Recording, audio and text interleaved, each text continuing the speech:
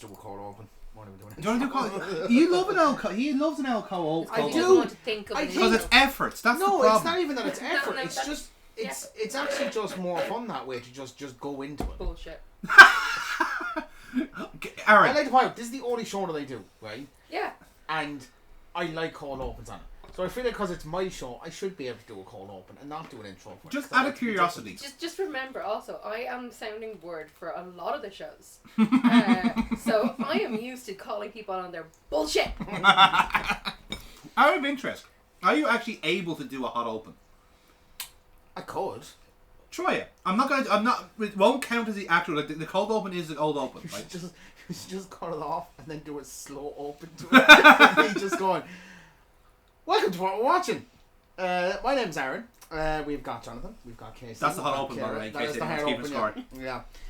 This is where we talk about shows that we've Lukewarm at watched. best, I'll be honest. Usually it's supposed to be once a month, but I can't remember the last time we've done one of these. By my That's maths, I what think we're it's been 4 months since It's you've been done it. 4 months. It's been 4 months since our last So confession. this is Father. about a 2 to 3 hour episode going. Will I say something stupid to start the fight? Possibly. But, to be Aiden's not fair... here, so you have no one to fight with. What? Oh, give him a minute. That's true. Although that is true. Hold on until we go back to Priscilla. And who was against you? Not just Amy. No, we want. I not watched nothing in the last 4 months that could possibly make me do that. To be quite honest. Well, like, no, we've watched stuff. Hand that at the ready. I'm getting live grammar checked as we go along with this as well. So. You got your fact checker in. I've got my fact checker there, yeah. But Everyone does a terrible show. I'm the best show. what was the? Jeez, what was the last thing I thought about when we watched here? Since we've started, It's your we've show. Do you watched- have notes? Have you met me? Kira. Couldn't even do a hot open, let alone keep know. notes. Did do a hot open. I know. It was for nice the and reaction I flowing. said it. Sir, I have flowing. done hot opens. That was lukewarm at best. It was fine. I did the job. I did the You show. would not- I talked about what we did. I got insulted. I got bullied. Sir, we move on. if that open came out of your shower, you'd turn the fucking temperature up, alright? You would not accept that temperature. Right. Since we've last been here, Especially, Aaron, it's coming into winter, you know, get a bit cold. well, it's not Could you that give it cold a yet. hot open, please? So what's up? Every Give time us we up. come here, I'll make the opens a little bit more hotter. And then once we get to the end of the year, when it's really cold, it'll be the hottest open you can possibly imagine. You're gonna Pinky forget. promise. You're totally gonna forget. I'm absolutely going to forget, but we'll just do it anyway. Have it on camera.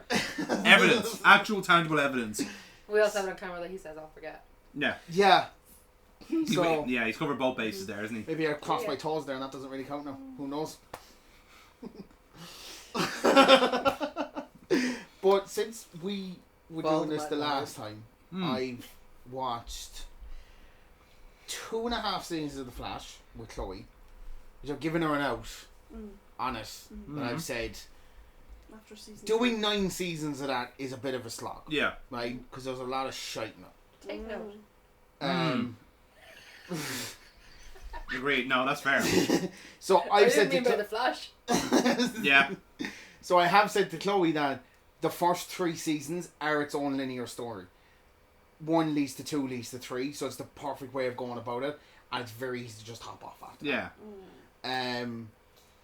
She's not a big fan of the crossovers, because anytime there's a crossover, I've got to fill in the blanks of where all the characters were in the other shows before we get up to this one. So the worst thing is from season 2 and 3, Legends of Tomorrow started.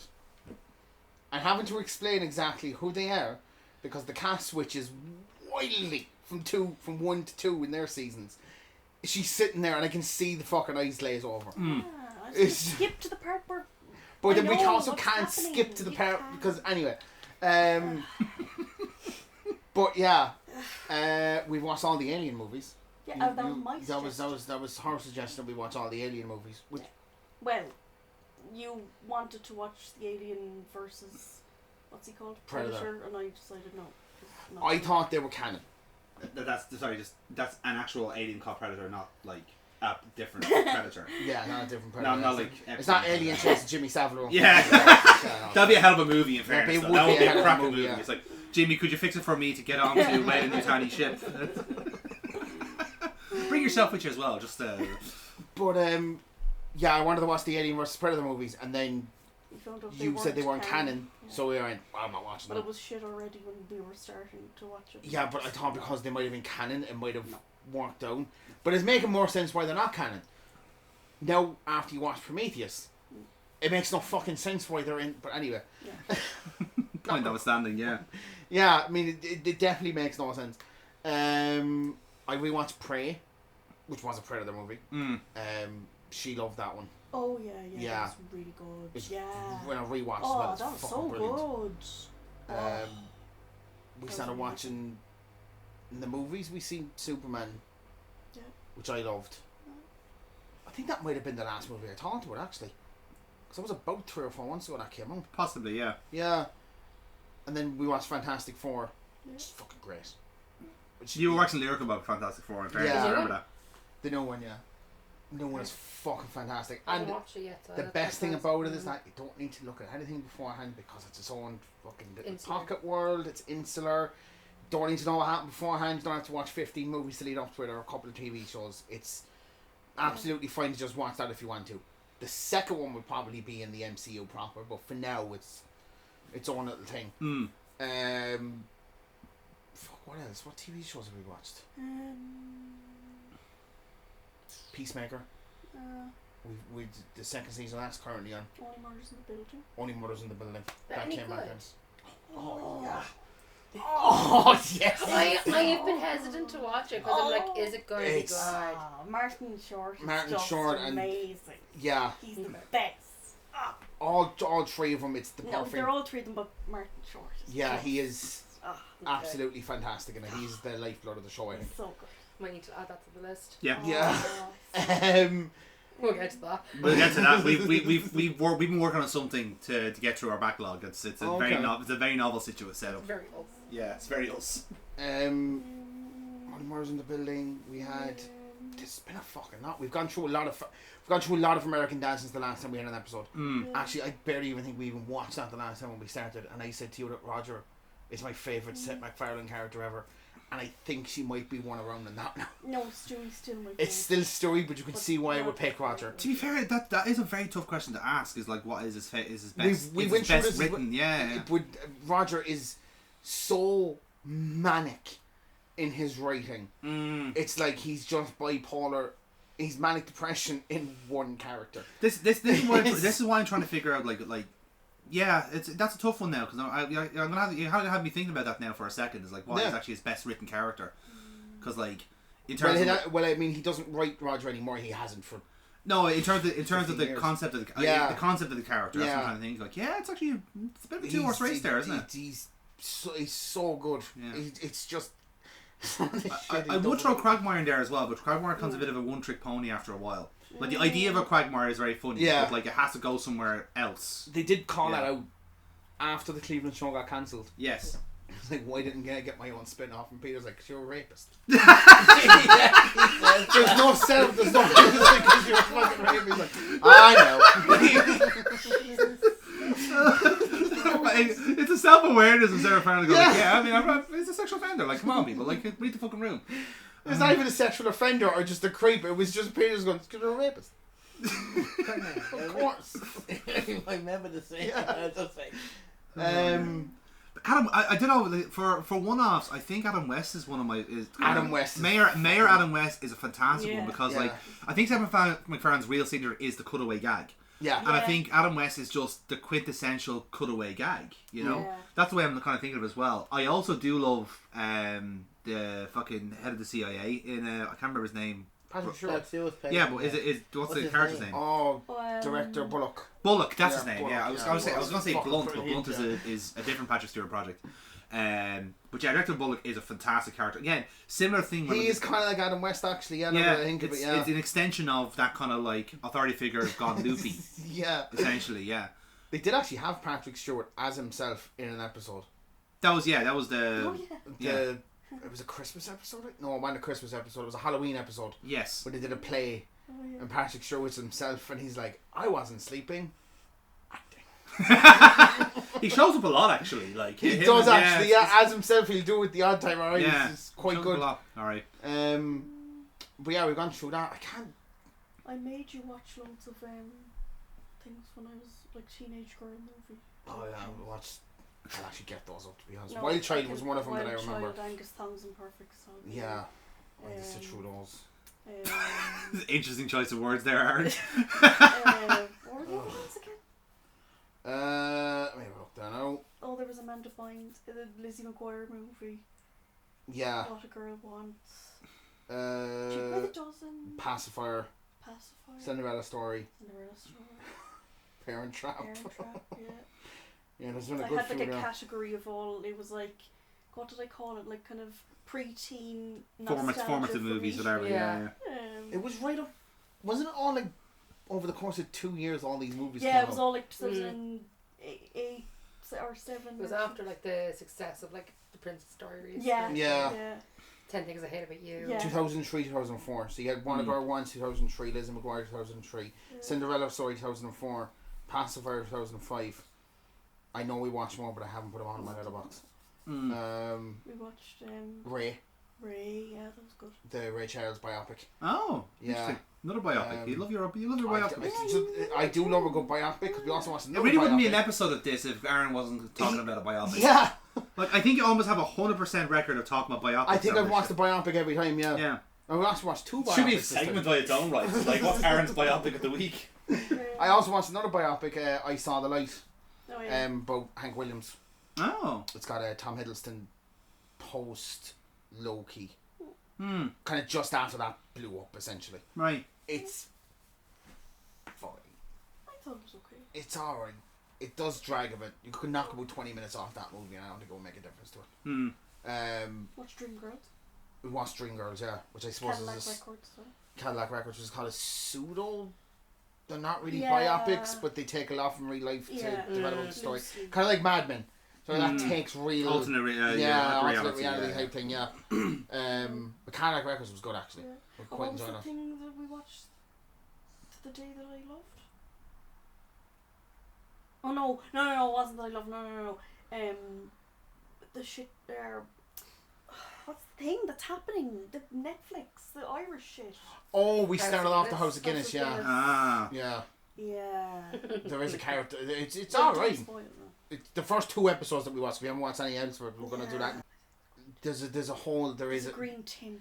Like every time the Irish Brotherhood are on it, Yeah. for some reason they put a slight green tint on the screen. It's really Just to tell the viewers, hey, by the way, on this show called House of Guinness, It's these so characters are annoying. Irish.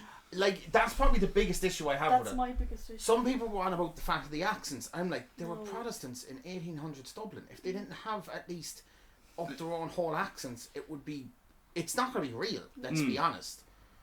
It's fine so far though. I quite like it. They're putting a lot of Fontaine's DC's kicked about and Yeah, their the music is in it. soundtrack is good. Yeah. Okay. But just the green A lot of tint. kneecap as well. The green tint is like the only awful. issue. It's a very Jesus weird Christ. stylistic It's an odd choice. choice of the soundtracks that go for like kind of like very particular Contemporary music. yeah, in contemporary that. Irish music. Yeah. But it's alright so far. I Yeah. will say that much. There is a character in it, alright, the head of the Irish Brotherhood. Oh yeah. And Chloe went, he could play Mark McGuinness. No, you and said it. I said it, yeah. I thought you said it. No, you said Well, I it. one of us said it. You should have taken the Um, credit, Chloe. To be You honest. should have just taken the credit there on that one, yeah. He could play Mark McGuinness in a movie, Yeah, in a sorry. life story, and he looks like Mark McGuinness. Is it the same kind of thing where like Pierce Brosnan suddenly transformed to Jerry Adams and no one noticed? Yeah, Because that kind of the thing, foreign- yeah. the The foreigner. phono, yeah. Unbelievable. Like it's honestly like for one of those type of movies, it's actually a bit of crack. Yeah. It makes no fucking sense at all. It's stupid. It's objectively fucking stupid. But you tell me a movie called Jackie Chan versus the IRA wouldn't sell. I'm there. I'm in, like, I'm yeah, in. I mean, that's I'm gonna watch that the shit. point, yeah. Yeah. But yeah, that's been a lot that we've. Yeah, I haven't watched much else. I finished off the reboot of King of the Hill. Okay. Right. That was quite good. That was really, and I love the fact that they skipped time and just let the characters age naturally, as where they would have been at this point. They did a good job, alright. What's that? Is that what you're working I was gonna with? dovetail with Aaron on that one. Yeah. Yeah. Yeah, it's a really Sorry. good choice and how they did it. They did it. The last episode of it was probably the funniest. Yeah.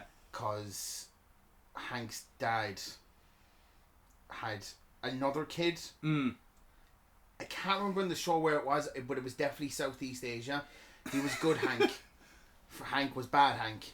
Yeah. And then he also had a much younger brother and half brother who had to come back into his life because their dad died. Yeah. And he's very recluse, so they do this whole storyline where he goes to it's not Andrew Tate, obviously, it's an Andrew Tate Light type thing, and it all comes out at the end that all of it, he has none of his own money. It's all funded by his mum. His mum had absolutely no idea what he was doing with all the money. He loses all of his respect. It was quite funny actually. I really enjoyed it. Yeah. I would like another season of it, to be honest. It does seem the reception of it was quite good. It was it could have been crap. I think when you're rebooting it like that, but rebooting it the way they did was probably the best choice. I think a lot of there could have been a lot of goodwill as well, because a lot of people kind of wanted to watch it, kind of thing of John Hardwick as well, perhaps, because obviously what happened to him was absolutely fucking horrifying. You know, it was only in one episode though. I know it was only in one episode, thing, but it was more the fact that like the fact that the characters are still there in a sense, like everyone's still because I funny enough I was going to dovetail you on this point because I've started from the beginning with King of the Hill and I'm working my way through it to get to the new season. Yeah. So I've been kind of basically when Kira's been napping, I've been watching King of the Hill. Fair enough. Because like it's like because I was actually funny talking to other people on the channel about this as well. Is that I think King of the Hill might be the smartest written comedy in kind of our own time. He's really good. But I'm gonna say something that's gonna sound very fucking strange, but I will try and explain it. But King of the Hill, Last of Summer Wine, and Killing a Scully were all the same show. I want more of this. Because it is just absolute normal elflas living in an area, and they have nothing in common except for the fact that they live in the town and they're all the same age. And they find common ground in between those three. But what's fascinating is that all three of those shows obviously there's an American show, there's an Irish show, and there's a British show, and they all have very different ways of writing it. So the American show takes an absurd is the most. I reckon if the American one is the most grounded one, it should be the most absurd. Yeah. You know, but the British actually, when Last of Summer Wine is the most grounded, but it gets fucking silly after a while. We're like they're all giving out of each other and stuff like that, and then Compo gets slapped by the fucking nurse or something, or they go fucking sliding down in the bath during Christmas. You know what I mean? That's stupid. That's stupid fucking comedy. But like, you can totally believe that three fucking geriatrics who are losing their minds. That would happen because just the isolation of where they are has got to them. Yeah. You know, whereas I think like I mentioned like our own Irish one, like the kind of the equivalent is Killing the Scully, whereas like it's because it's such a small town, everyone fucking knows each other. Everyone knows their own business. You can't hide anything in there, and everyone is a creature of habit. Like you have the old woman, I'm not in the business to repeat myself. The fucking priest is saying it as well, and like, but even if you look at the King of the Hill show, everyone does the same fucking things. Like, you know, Dale Dale never fucking changes. Dale's character. Bill never changes. His character in the new one probably has one of my favourite bits in the time that it was off. Yeah. Where he ran for mayor.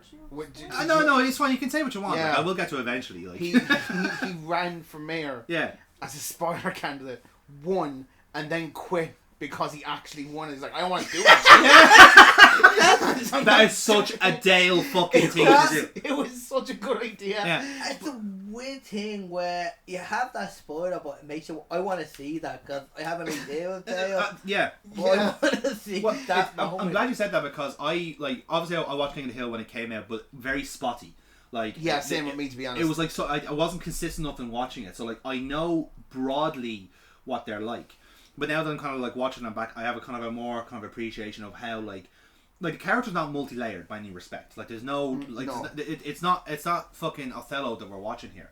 But what we're watching is four very well-rounded characters and a very normal scenario. But because these characters are just so fucking batshit and they're all so insular in what they're doing, like I'd say like when Mike is writing King of the Hill, he must just look forward to writing Dale. Because like everyone has a character that I can't wait until I get to his line. You know, I was like that with the RPG. I was waiting until a character would come up and then I could put the line in. I was setting everything up for this guy to fucking knock it down.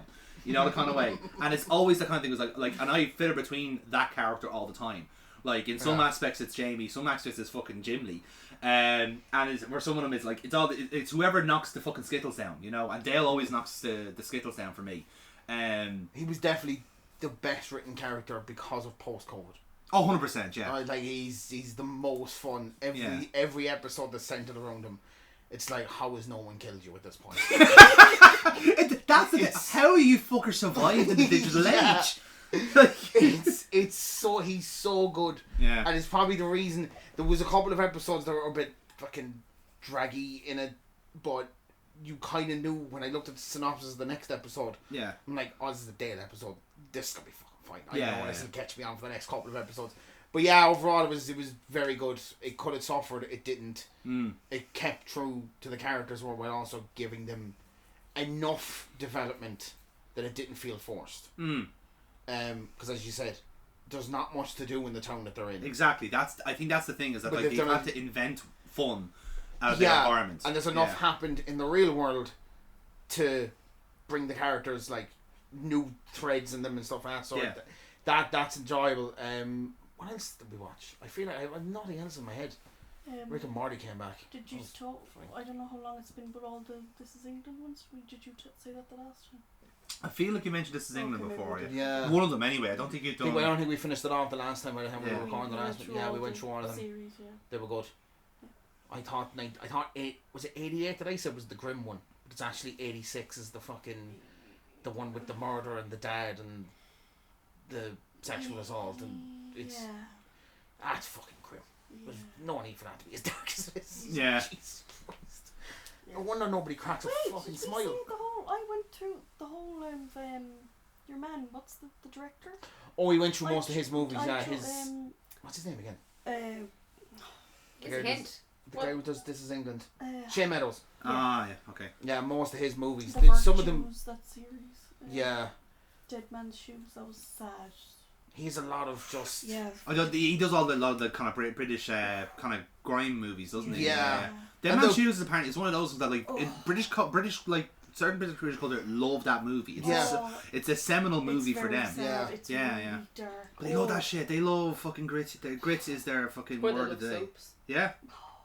But this is a lot of his stuff is very. This Is England is probably the most levity he gives to any of his projects. No, the other one. Once Upon a Time in the Midlands. That was the most lighthearted. What was that one again? Your man comes from Scotland. The guy who does the Full Monty came over. I want my wife back. Dave? Oh yeah. Oh. You were looking to the camera going like, is he coming here? Just to clear, there is no Joe Hendry moment happening here. David's not hiding in the bathroom for fucking 4 hours waiting for his name to be called. It's like somebody mention it. Fucking hell. Eventually he just walks up and he's like, I'm not waiting for it anymore, I'm here. He just sits down in the fucking corner. And now he has to go back to go into the toilet because he's kept it in so long. You have to go to the bathroom, you have to go all day. Yeah. Did you not notice him there hiding in the shower? No, I didn't actually. No, he's just blended into the. He does. He's a comedian, that fucker. Yeah. But yeah, that's kind of what we went through. It's been a lot. Okay, go on to something else. That was my plan. I know what I'm doing. I know, but you have to give people We time. think it's Alan's show, but it's really Chloe's show. Chloe's the puppet master. Yeah. I'll just keep talking. No. I'll go into detail when I love Superman. I don't care. You know, that's where we go around the table first, and then you can have your hot takes. No, I've no hot takes. And everything we've watched in the last couple of months has either been really good, and if it's been bad, I've genuinely forgotten about it, and I haven't hated it that much. There's been nothing there. I think there's been no Priscilla's kicking about. I think in anything that we watched. I said earlier that you hated. Oh no, that was before that. That was before. Yeah, there was nothing really that I everything I've watched for the last 4 months has been decent. Well, we all, of course. Well, I suppose the elephant in the room as well is that like we all went to watch A Naked Gun. Oh yeah, we have seen that. That was fucking brilliant. So like the new Naked Gun movie was like. We'll start now with Jonathan. By the way, we're going to start now with Jonathan and walk away. We're going clockwise. Okay, right. So yeah, no, I think like I suppose like a kind of group thing was we all went to see the Naked Gun and the new one, and to be honest, it was a lot better than I was expecting it to be. To be really, really honest, like, because it's the same thing when you get all these remakes, like it really does depend on who you have writing it and who you have starring in it, and if you believe they can fit that mold. Because I think with that kind of like subset of those movies, because afterwards we then watched Police Squad, the original TV series that brought the Naked Gun to the film. And those 6 episodes are some of the snuggest comedies you'll ever find. Like, there is a gag in every frame. There is a joke in every line. Like, it is such a compact fucking comedy that, like, there's no surprise that it got cancelled after 6 episodes, because genuinely, and this is the genuine truth, the comedy was too smart for audiences, so they cancelled it, which is absolutely. It's CBS as well. It was yes, it was Viacom, but CBS, Paramount now, whatever fucking chameleon they've turned into, and again, nothing epitomizes American comedy audiences than that. Is that, like, their jokes were above their fucking heads, like, because I think with the Police Squad, it helps if you've watched something like Columbo or Hill City Blues beforehand, because then, or Hill Street Blues I should say, because then you know what a police procedural is like. Everyone knows it. Like, you even if you haven't watched like something like that, you kind of have an idea of how it goes. You have opening scene, culprit, crime, setup, story, resolution. Like, it's a very simple structure. But what the Naked Gun does is that it does the exact same structure, but just rips the piss in every opportunity. Like, the death scenes are over exaggerated. Like, the opening cutscenes have a guest star that doesn't appear in the episode. Like, there's one Robert Goulart is in the 6th one, I think he is, and he gets shot. It's a firing squad, and he has his most dramatic fucking thing. You know, some of them are fantastic, but, like, you have these other kind of, like, just gags left, right, and centre. So trying to capture that magic again was always going to be quite difficult. But I'm delighted that it was the closest you were going to get with Seth MacFarlane. Really? Oh yeah, that was going to be, because if you did it with anybody else, it wouldn't have worked. Because again, he was inspired by the Zucker brothers, like, work. So in a way, like, he's inspiring the next kind of, like, that next set of spoofs, because all come back around again. It also wasn't rushed, as far as I know. No, it was one that was a labour of love. Yes, it was. And you can tell with different movies when they went with the reboots, when they've gone, fuck, that was a success, just redo that. And it's it out there. I totally agree with you, because, like, it's like for something like the Naked Gun, you can't rush that process. That's something that you do need give it enough gestation time to get right, because with the Naked Gun, I think people hold the Naked Gun in such great esteem, because it is just one of those switch off the brain and just laugh at everything type of movies. It just and again, there's so much thought put into every fucking scene. It does it a bit of a disservice. You have to watch like 3 or 4 different times to catch all the gags. One of my favourite gag from the movie was the coffee cup one. Oh, the coffee cup that was my favourite running gag through the whole movie. Just every time he didn't have a coffee in his hand, it was just a random hand came in and just handed him a coffee. It's fucking brilliant. But what I do like, and if he did, it was just. What I would say about the movie is that I'm glad it didn't just do the same jokes. It did different jokes, but in the same style. So the interrogation scene is a fucking triumph. It's an absolute triumph, because like it is just like because all it took was the idea of like body cam footage and spinning it on its fucking axle. Like that is what Naked Gun does. That was the interrogation scene. Oh no, we had about the one where the room kept breaking down. No, that's afterwards. That's afterwards. Yeah, the chili dogs. Yeah. Oh yeah. And the guy is now. The guy goes from like laughing at Drebin being a complete klutz to like seeing him eat a second chili dog. Going, no. It's just like he's there in the corner going, I had 5 more that. It fucking broke some of us. Some of us who are not here. If we say 5 more that day, that's an immediate fucking trigger. But just some of the jokes are just fucking brilliant. There were just some genuine, and again, it's a lovely switch of like of typical Naked Gun movie humor, and then Seth MacFarlane showing his aura in as well, and doing his spin on it, like the montage when they're having their kind of ski resort holiday. That was the snowman fucking showing up. That's Seth MacFarlane. That was so random, but brilliant. Dave Bautista fucking showing up. Dave Bautista being the stand-in was I'm not even meant to be in this film.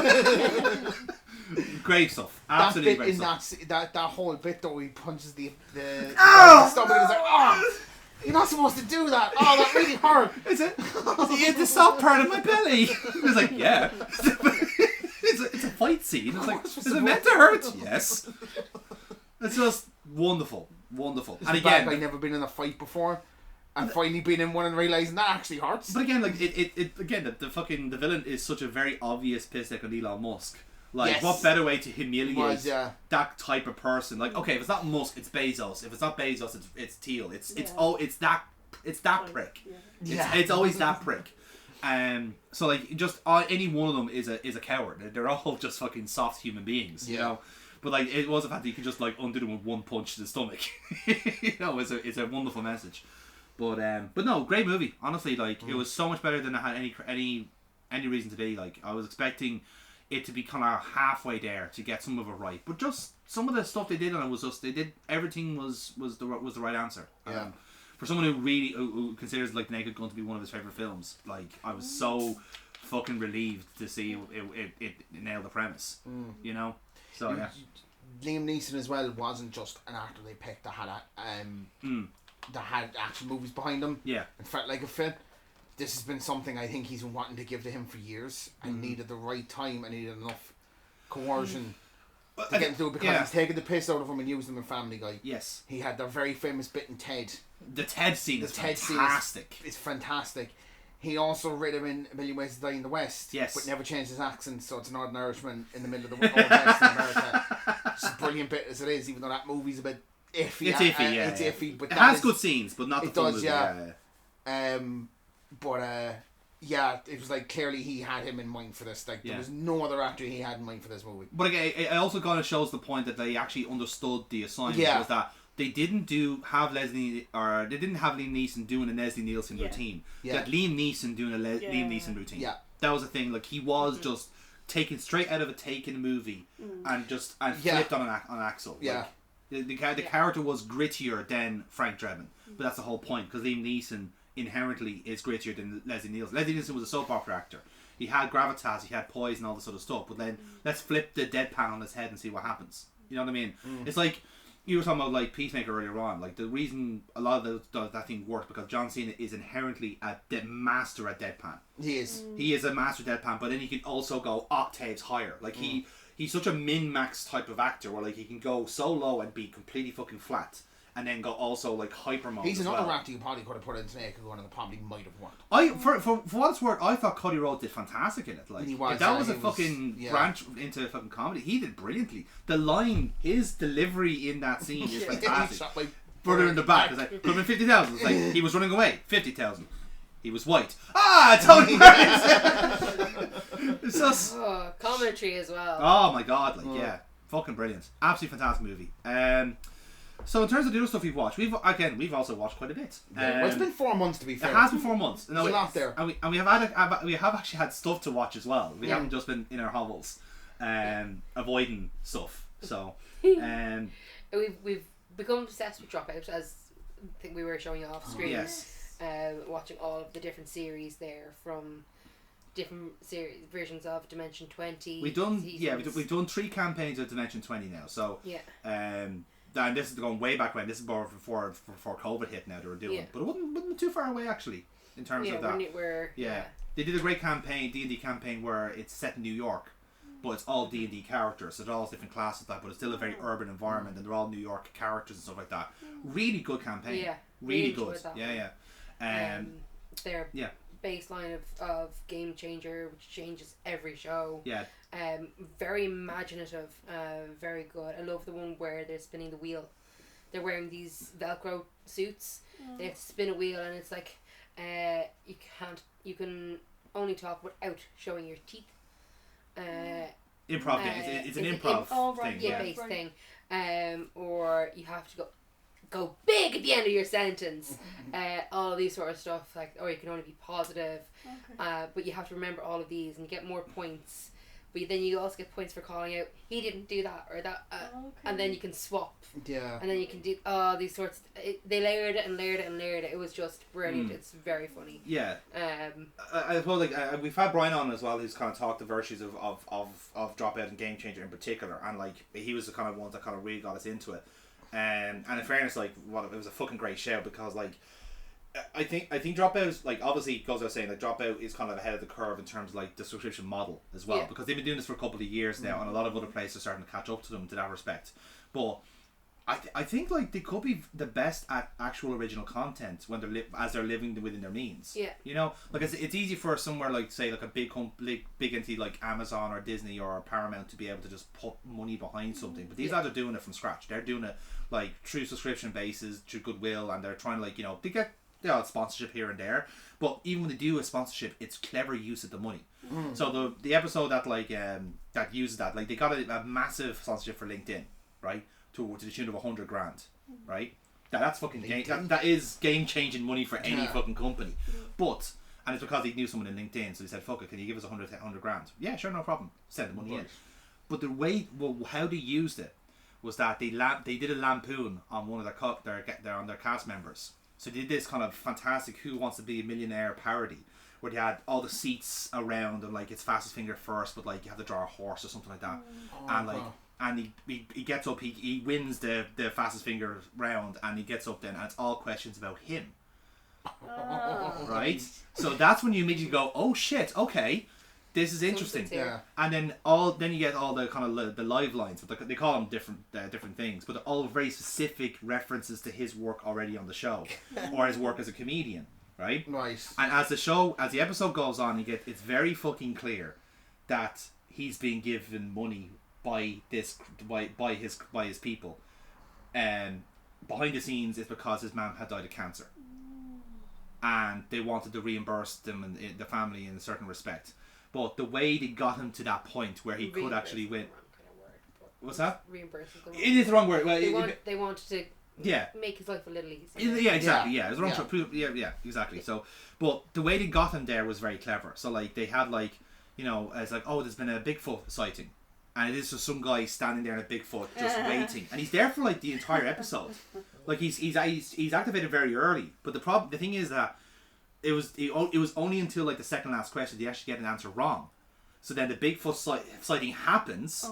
The host then forgets that the answer was given, so he gets another go at it.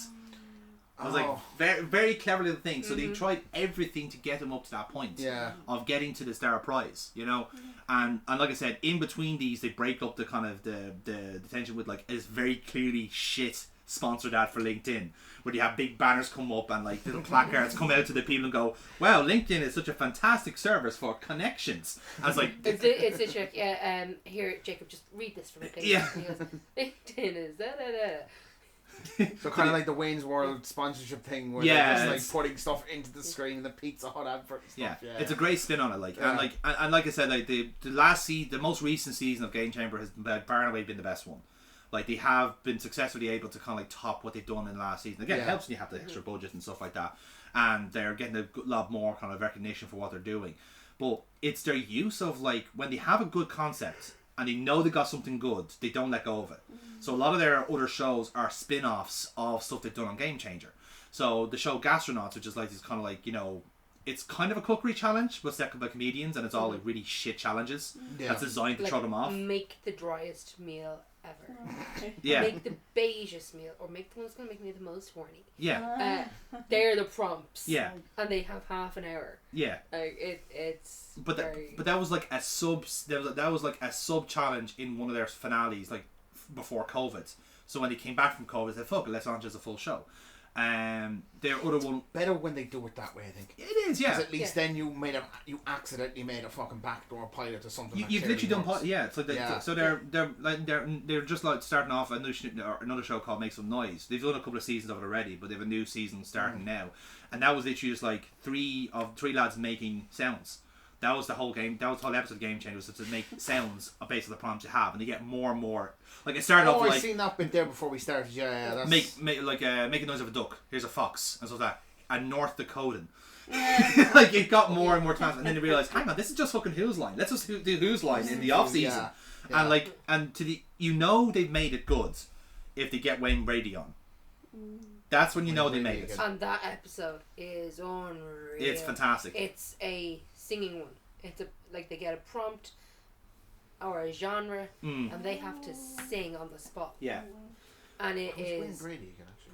He was on Who's Line. He was always the kind of musical act along with one of our two others. Wasn't always musical, in fairness. Yeah, but he always got the musical assignments though.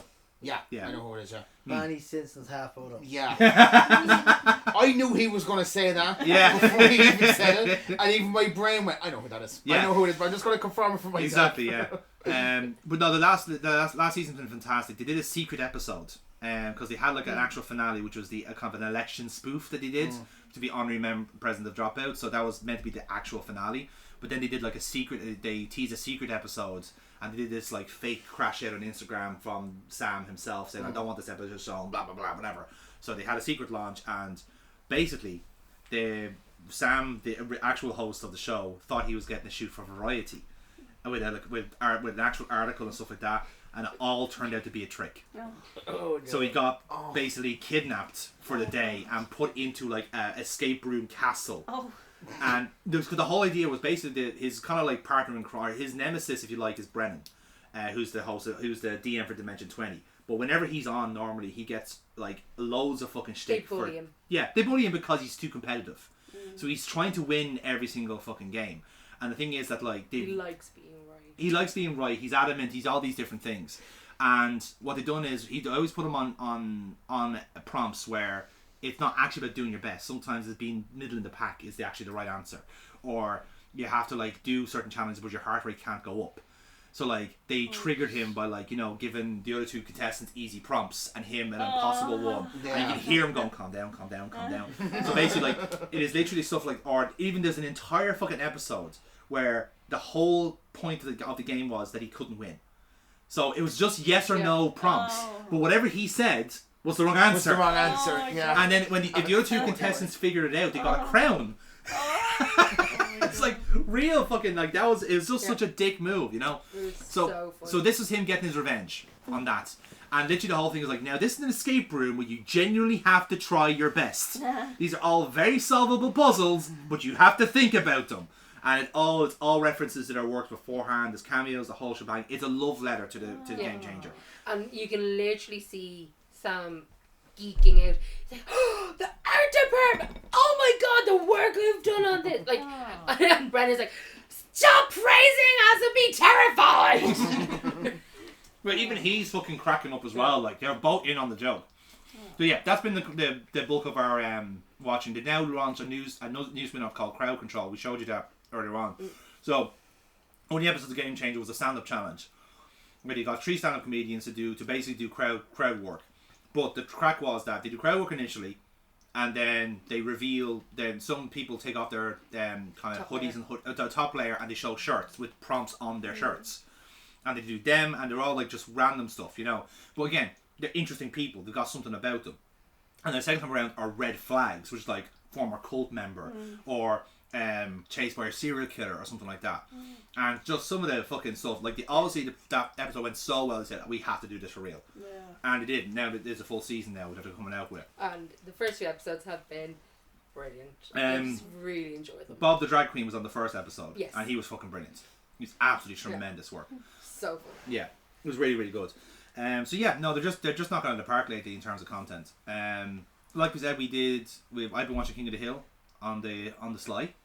Shall we say? Not on the sly. On the sly. On the semi-sly. I've been needing naps working. That's just something he's in the corner of the room, just like every night with the headphones and just watching King of the Hill. Yeah. No, he's been full on watching it on the big screen while he's playing Football Manager, and I've been on this side of the couch crashed out.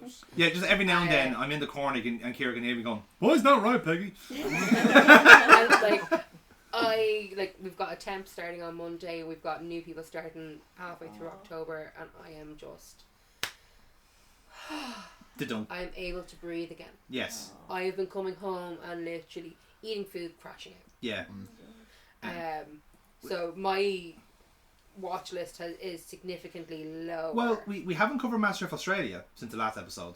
I think we were just starting that. We were just starting that, yeah. That's how far. I remember that. Wait, yeah. So that was a great season of it, actually. As someone who's a very recent convert to it and not a fan of the formats, let's say, not a fan of the reality TV thing. But MasterChef Australia does it right. It does, and that is the one thing I would say. Yes. There's no fucking drama. There's no bullshit. Why chocolate Salute? What? Those who know will know. But it's a very collaborative. Even though we're facing up against each other, let's all do our best vibe. with good challenges, achievable challenges. I found they've stopped going for the absolute like world avant-garde shit, challenges, and they've pulled it back a bit to be a bit more realistic as to what is actually achievable without killing our contestants. Will we push them to the limit? Yes, but we won't actually kill them. You gotta push them out a little bit this season because they're all former contestants. Yes. And they're all like they were all contenders in their previous seasons. Yeah. Now, back to win. They did that initially during COVID, and they all came into their bubble and stayed in the bubble, and it was such good spin on it that what they did then the next time a couple of years later was they mixed the new contestants with the old contestants, and then this time it's just been contestants of past seasons, ranging from, because it's 20 years old in Australia, so ranging from somebody has that been going on in general? How long has MasterChef in general been going on? 25 years, I think. 25 years, I was thinking that right, I think it started in the UK, with the format in the UK and the format in Australia is completely different. It's but like there was a guy on this season that had been on the first season. What's happened? The war blown up? No, I was actually just researching how long MasterChef has been going. Probably since the 80s or something. 1990. I wasn't far off. 1990. I was like, it's longer than 25 years. Yeah. In England on the BBC. 2009 was for MasterChef Australia. Yeah. Okay, so not 20 years, but close. Yeah. No, I apologise. I just got an... Put that weird phone away. No! No, I don't. It's the fold up is the problem, yeah. What, so you don't like when he closes it? No, it's because he closes. It's the screen. Well, you can cry on cue and it upsets me, so we're even.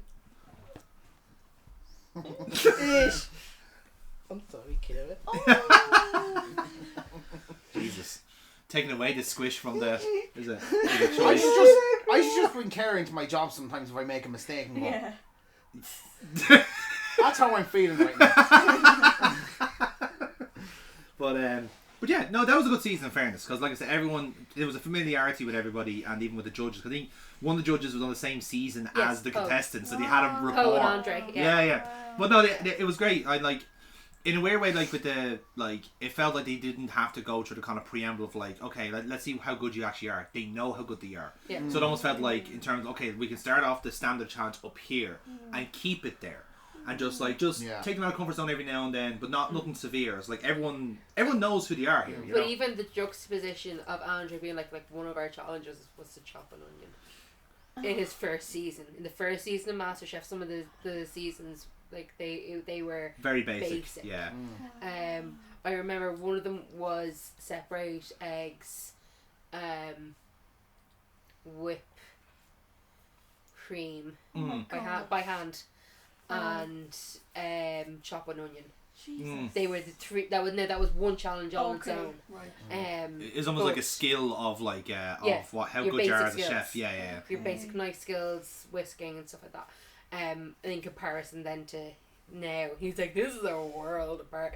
And he was just chaotic. He was ADHD Italian chaos. The best kind of ADHD. The outrageous kind of ADHD. Literally spicy ADHD. It was spicy meatball ADHD. fantastic. He was brilliant. Yeah. He didn't win, but he was. They definitely got brilliant. the characters in. They cast very well, except for for your one who got shit canned first out. No, Cathy, the fucking Karen. Yeah. She fluffed her way to a bronze medal in one season or something like that, or yeah, she was shy. But she was first out, so sorry about you. Cut it off on. Yeah. And then switch it up to now. I'm started to watch Great British Bake Off as per usual, so I'm enjoying that. I do love it. They love their innuendos and out-innuendos. Innuendos. I was thinking that. Innuendos. Some of them this year they're not as nobody's really grabbed me yet. I was about to ask you that question because They're not as character. Like there's nobody's personality who is like last year. I loved what was your one's name? She was Eastern European, but had lived in the UK for a long while. I know who you're talking about, the blonde girl. Heavy accent. Yeah. And very sure of herself, and very like her and Noel bantered brilliantly. I'll look him up and get that name for you. She was hilarious. Like I think of a girl called Joy from a couple of seasons ago, and like arty and like quirky and interesting. So there's definitely that is lacking at the moment. They're very normal. Almost too normal. Yeah, I'm like, where's the skeletons in the closet at this point? You see, I was actually going to ask you as well. Like again, I've only watched with you the last 2 or 3 seasons, maybe. That's the other thing. Like with MasterChef Australia, that's what he's saying. He's like tangential. Is like I started watching, he'd be over there. Like when I started watching the first season while living here. Yeah. He was over there doing his editing or doing whatever. And by the end of the season, he was sitting watching. It's always the same way, isn't it? It's like eventually, like you just like you get sucked in. Yeah, Nelly is her name. I think it was. I think so. I could be wrong. I could be. She packed up her trumpet second by the song. It was I'm actually out on this. It was a TV show way back in the 90s. Yeah. Back to circus. The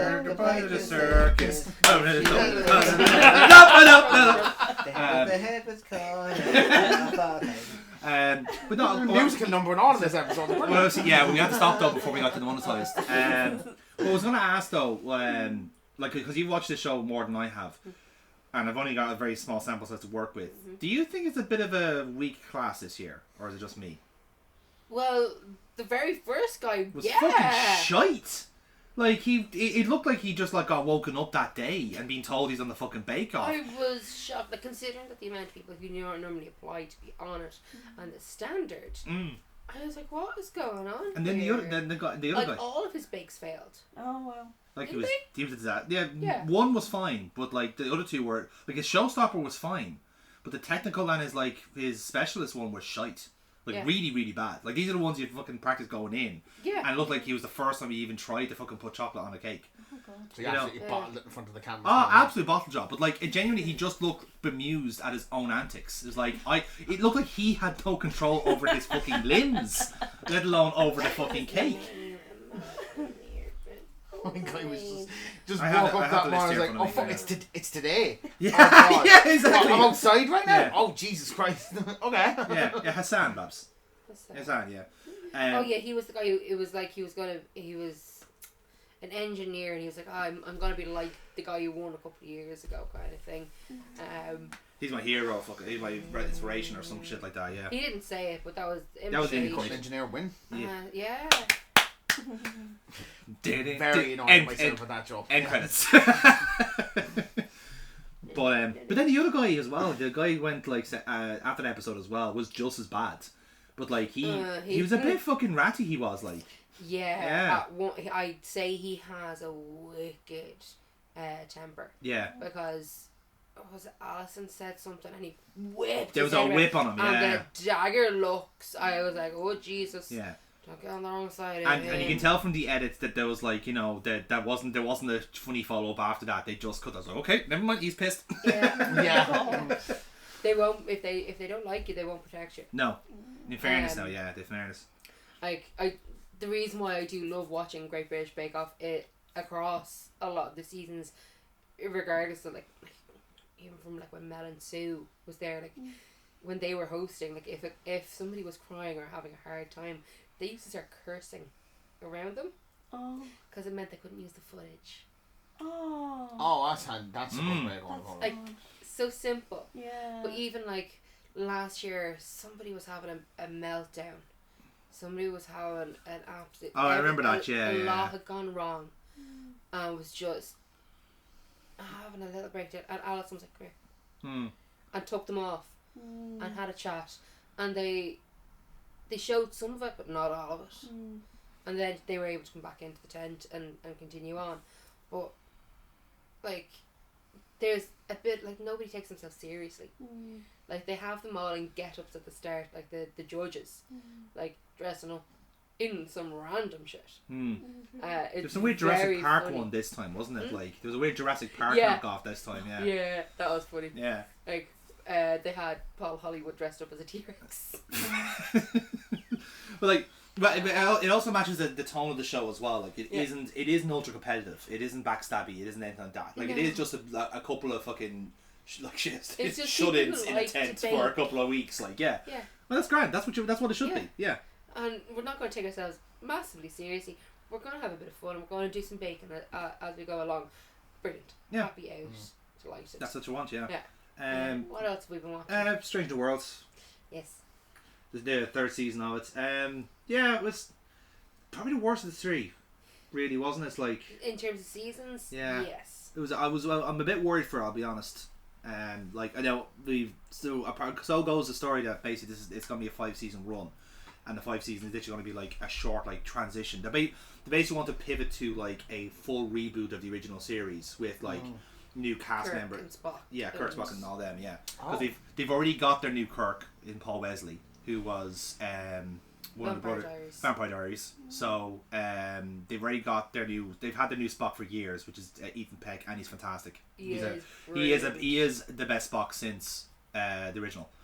Like, and that's saying enough because Zachary Quinto, I think, is probably the best thing out of the 2009 Star Trek. Yeah. Personally, I think he was like the most. Well, actually, no. Do you know what? I think Carl Urban was better. I was just about to say Doc. It's between the two. It's between the two, to be honest. Because at least Carl Urban did McCoy his way. And I think that's what Ethan Peck does very well, is that he's doing Spock his way as opposed to just being Leonard Nimoy. He knows he's young, he's like theoretically younger. Yeah, he's referencing, but he's like he has been briefed on how to play a Vulcan, and he's doing it the way he needs to do it. Because it's very much the opposite of how an actor should be. Is you can't reciprocate, you can't do anything else. But he's very good at his acting with his eyes only. So like they're acting the bollocks with his character a good bit in the last season. He's basically the fuckboy being thrown around the place between like romance here, romance there, romance everywhere, and that's not going down well in some places, but however. But what he's very good at is like he's actually kind of like communicating the heartbreak through eyes only, like because again they're not meant to be emotive like people, so like he's not showing anything, but he's definitely fucking furious about it, or he's definitely in bits about it type of thing. Or doesn't know what to do with this feeling. Exactly, yeah. Again, the whole trick is he's half human, so like he's like barely keeping it together. They throw in this weird thing like during an episode where he self-harmed when he was a kid because he was half human and half Vulcan. He was getting bullied by full Vulcans for being a mudblood essentially. Oh gosh. And he tried to carve the half. That was a bit of an odd thing to throw in. Yeah. Very odd thing to throw in. The writing hasn't been great, to be honest. Like overall, series, it's been. And because they had such a high standard in the first 2 seasons, I think is the problem. Like they had a musical episode in the second season that was unreal. Yeah. I loved that episode. I watched it again. Stranger Worlds, is that the because it's not of the Star Trek stuff, just some into one. The cartoon one. No, that's Lower Decks. That's okay. Lower Decks is the Rick and Morty spoof. That's gone now. That's done. Is that done? That's finished, yeah. And apparently that's finished with a great fucking last season. But it was the same kind of thing where like New Trek has to reference something. It can't do something new. It has to be canon fixer or canon breaker or whatever. It has to do something different. And Lower Decks knew it was a canon breaker and embraced it. It just acted the bollocks. It said, fuck it, let's bring back fucking Robert Duncan McNeil for an episode. And I was like, oh, it's Tom Paris. No, plot twist. It's the other guy he played in the previous series. I was like, fuck it, that's hilarious. That is a funny fucking thing. Because he just said, and they basically said, no, he's just a doppelganger for Tom Paris. He's not the same guy. Like, it's very fucking smart. But Lower Decks has been a good excuse for getting people who have been kind of like the animated Star Treks have been a good way of getting goodwill back to some people. Yeah. So Prodigy was a Nickelodeon series they did, and it's really good. It's very, very good. Got cancelled because it was too good. But they got Robert Beltran, who was the Chakotay character, who was shite in Voyager. Terrible character. But not Beltran's fault. He was just given shite to work with. Yeah. But they got him back, and they got him a fucking fantastic story arc, and he's back in the good graces now with Star Trek. Yeah. And the same thing, they did the same thing then in Lower Decks with another character, but that's a separate issue. I think the problem with Strange New Worlds is its signature is trying to do a different episode type, but in Star Trek, let's say. So like so Kira mentioned the kind of the musical episode, right? So that's the first ever musical episode with Star Trek. They did like a crossover with Lower Decks, you mentioned. But so half of I remember that. Yeah, so half of it was done in animation, and some of it was done in live footage. So because the two main voice actors in Lower Decks is Tawny Newsome and Jack Quaid. Yeah. So they had was. So he appeared in the original in that show as themselves. Oh wow! So they're they made up the uniforms as it would be in the anime, and it's like a 250-year jump as well. Oh my so God. It's a huge jump. But like Quaid's character has this big poofy fucking like Jimmy Neutron style purple hair. So there he is with the same poofy hair with purple hair. Like so they did the whole thing, and he has to like he has like this kind of really ridiculous Santino Marella style walk. Like power walk, so he does the same power walk in real life. It was a great episode, and I think the thing is now they feel obliged to do something like that every season now. So this season has been like we're doing like a murder mystery style episodes, right? And that was probably the best one, I'd say. Really, the murder mystery episodes. Yeah, I like that one. That was a good one. They love doing holodeck episodes where they basically let the actors act the bollocks. Essentially, so you gotta put on a hat and be this person for a while.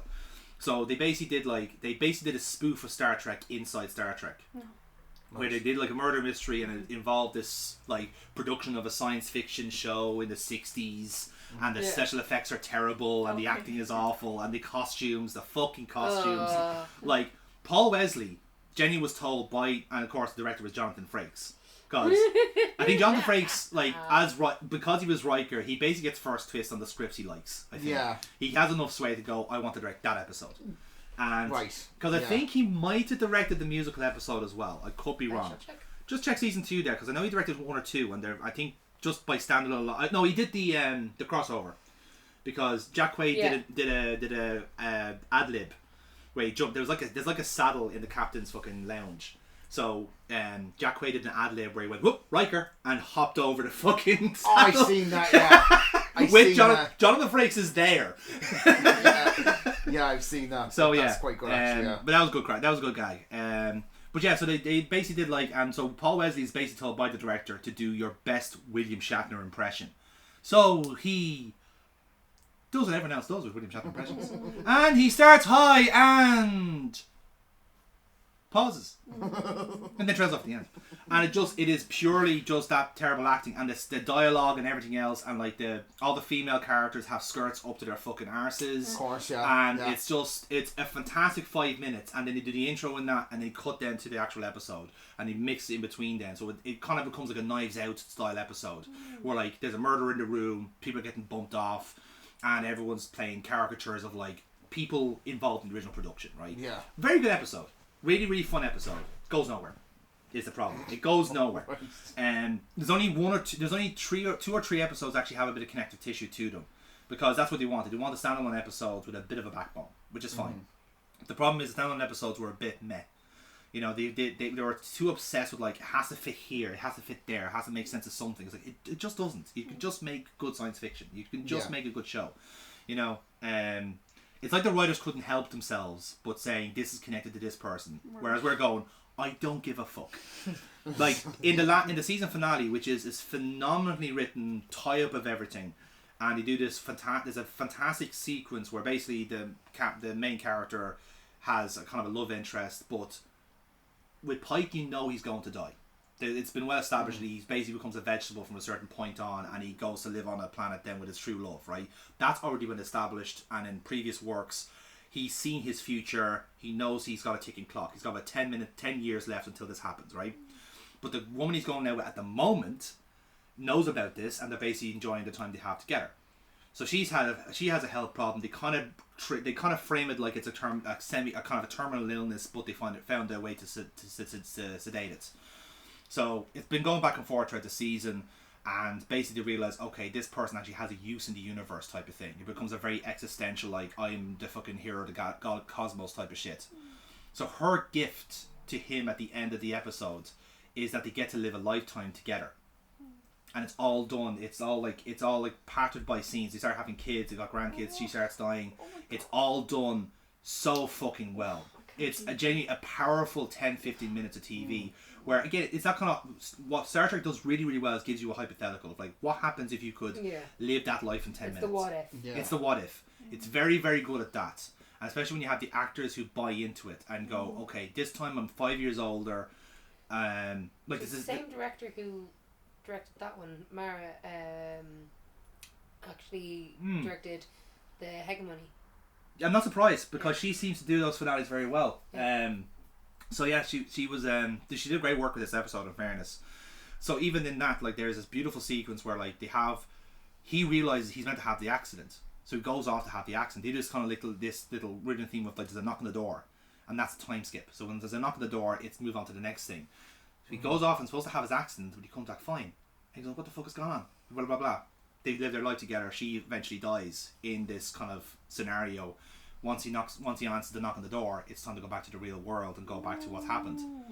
So he's paralyzed. He's got like fucking 60 years of like memories to process while she sacrifices herself in the essentially sense. But the whole thing is a crossover with fucking Doctor Who. Because it's a reference to a fucking a thing in Doctor Who, and it's like, why did you do that? Like it's you fucking No need for that. there's no need for The it. regeneration. Yeah. It's a doctor. It's an official link between Star Trek and Doctor Who because it's a tangible link between the two. Yeah. Actually, officially. Yeah, officially, yeah. Because it's been like an Easter egg in between the works every now and then. They're in a shared universe. So there's been like comics and non-canon stuff where they've done crossovers where the Doctor meets Kirk and Spock and stuff like that. So they've always been tangential, but then Strange New Worlds goes, fuck it, let's make it official. It's like, no, don't make it official. What the fuck are you doing? It's like when it's tangential. Exactly. It's taking the fun away from the fans a little bit. Yeah. Of putting that. So now, in fairness, they kind of. Or is it? It's like with the ships and stuff like that, where they're trying to give something back to the fans. A little bit, yeah. A little bit, yeah. They definitely had that with the Picard season where they said we need to give them fancy ships and pew pew pew and give them all this stuff. So it's like, yes, that's what you were missing at the start, but it's a bit late now when you're doing it like at the last episode, whatever. But yeah, in fairness, they've held their hands up and said we have totally been fucked up by the writer's strike because this was in production in 2022 and they had to go for the writer's strike happened at the start of production. And then the scripts were basically on ice for that time, and then they had to fucking catch up on themselves production wise. And when you look at it again and go, yeah, actually some of these scripts are kind of half cooked. You can feel that they're rushed. They're rushed, yeah. I don't know whether or not you said it, but while I was looking it up with Jonathan Frakes episodes, where the crossover episode and the murder mystery episode. Yeah, I think he did one with season. He might have done one with the first season, but just those two. Maybe just those two. Yeah. I'll have a look now. But yeah, he's got a cherry picking the ones he wants anyway. But now, like again, they're not stopping this kind of like one and done episodes because in the next season they're doing a crossover with the Muppets. With intensive productions. It doesn't matter if that's even going to be bad because it's probably going to be great because it's the Muppets. But here's the thing, right? So they had one episode where Patton Oswalt shows up as a Vulcan, and he's just very, very good. But the whole joke is that the whole joke is that basically he's the old flame of of number one, who's played by Rebecca Romaine. She gets fuck all this season, by the way. It's ridiculous. She gets nothing at all. They only must have had her for a fucking week or something like that because she got nothing in the scripts. But she's the old fucking flame of them, and basically when the two of them are in the same room together, they both get really horny for each other. Very funny. Hilarious. But the whole joke is that he's a Vulcan called Doug. Just Doug. And the whole family all have human names because there's like a Vulcan family who's obsessed with Earth and humans. You can feel human emotions. What must that be like? He's like, but he does it very well. He does it very well. They got very good guest stars on, and they kind of tailored the characters to who they had, really. So they had like whoever they had. I can't remember the guy's name, but the guy they got on to do like this kind of omnipotent being. He really fucking chewed the scenery type of thing, you know. But no, it's really good. It was a mixed bag, but hopefully the next season's gonna be a bit better. But they're obsessed with New Kirk. They want to have him on as much as they possibly can. They can't resist themselves, you know. But so I'm a bit worried now. They're gonna go, well, now here's the episode where we have the new McCoy, and here's the new Sulu, and like here's everyone starting to come together. It's like no, wait, don't take your time. None in one. None in season one. Okay, yeah. So yeah, we'll see. But the new Scotty is good. The new Scotty's very good, and he's actually Scottish. Yeah. He's the first actual Scottish actor to play Scotty. But they did one. We should have learned. We should have been warned that the new season was going to be bad. The Pint of Guinness. Oh God. I literally picked up the phone and messaged Dave. And I was like, that is the worst poured pint of Guinness I have ever seen. If you've seen this pull... And I've been in England. Yeah. I'm sorry. No, you're right. You're dead right. I have literally gone behind a bar and taught them how to pull a pint of Guinness. Yeah. Like... Oh my jeez, I'm going to see if I can pull up a picture of it. Genuinely, if you saw this... It was offensive. We both went, what the fuck is that? And there was like a product placement. So Guinness basically is confirmed to exist to the 24th century. Is essentially what we're going on the lads. It's a 9,000-year lease. Seriously, there's way too many Irish people in space. It doesn't feel right. Like, we must have gone through a massive repopulation fucking stage. I mean, considering how much... There's only 5 million of us, for fuck's sake. Where are you getting the fucking Irish people? 24 million diaspora. Oh my god, what the fuck? There's no head in that, it's all bubbly. What the fuck is that? If you saw that pull on a fucking glass of Coke, you'd take it back. Like... Is that not Coke? No, that's supposed to be Guinness. Jesus. That's supposed to be Guinness. Like, honest to God. We should have been warned. That was the sign that there was going to be a tough season to watch. I blame Aaron for that. Yeah. Aaron got that picture of Guinness into my life through his goddamn show. God damn you, Aaron. So I'm not getting blamed. So before we pass it over, we said it at the start that we kind of worked out a way of getting through our stuff, right? Wait. So I'll explain the scene here, right? So we're kind of curtailing going like, okay, we got this. Well, what stuff? We only do like a rotation of stuff. Like now we finished off Dimension 20. We've done that season. We need to do something new to watch. And we're going like, yeah, we don't want to do this. Kind of blitz a season at a time of anything, and then move on to something else, and then come back for the next season. We have a rotation. So you never get burnt out of watching one specific thing. Because with some of them, they have so many seasons. You're like, if I try and watch everything, I'm gonna get so sick of it. That's the problem with Flash. That's because you. But I've been breaking it up the movies the odd time. I don't know. I think you need it. I think you can't do. I've been there. You can't do film because it's not enough of a buffer. Yeah. I think what you should do is you'd have a separate set for TVs and then ones for films. Because we did that with the Lord of the Rings. Yeah. And we broke it up with like every few weeks. So now we're doing Star Wars now at the moment. So we watched the first Star Wars and we're probably doing the second one soonish. Okay. Yeah. So we're doing that at the moment. To be fair, we're nearly finished the Flash now. I think up to 17 in season 3. So I think like they were healthy 22 episode seasons most of the time. But we're nearly there now. We've only got 5 episodes left. 17, 18, 19, 20, 21, 22. So 6. We're fucking done then after that. Yeah. I don't know if I'll continue it. I really just wanted to get more of a refresher in my head because I kind of just want to rewatch Crisis on Infinite Earths again. Yeah. And that was like the big crescendo of a crossover that they had every year. Yeah. But so that's where we were mulling over like how like we need to get a rotation going. So now I was off doing something else here, and I came up with an idea. Yeah. I was like, why don't we just write a list, put a number to them, roll the D20. And now when I say I stopped what I was doing, it was literally...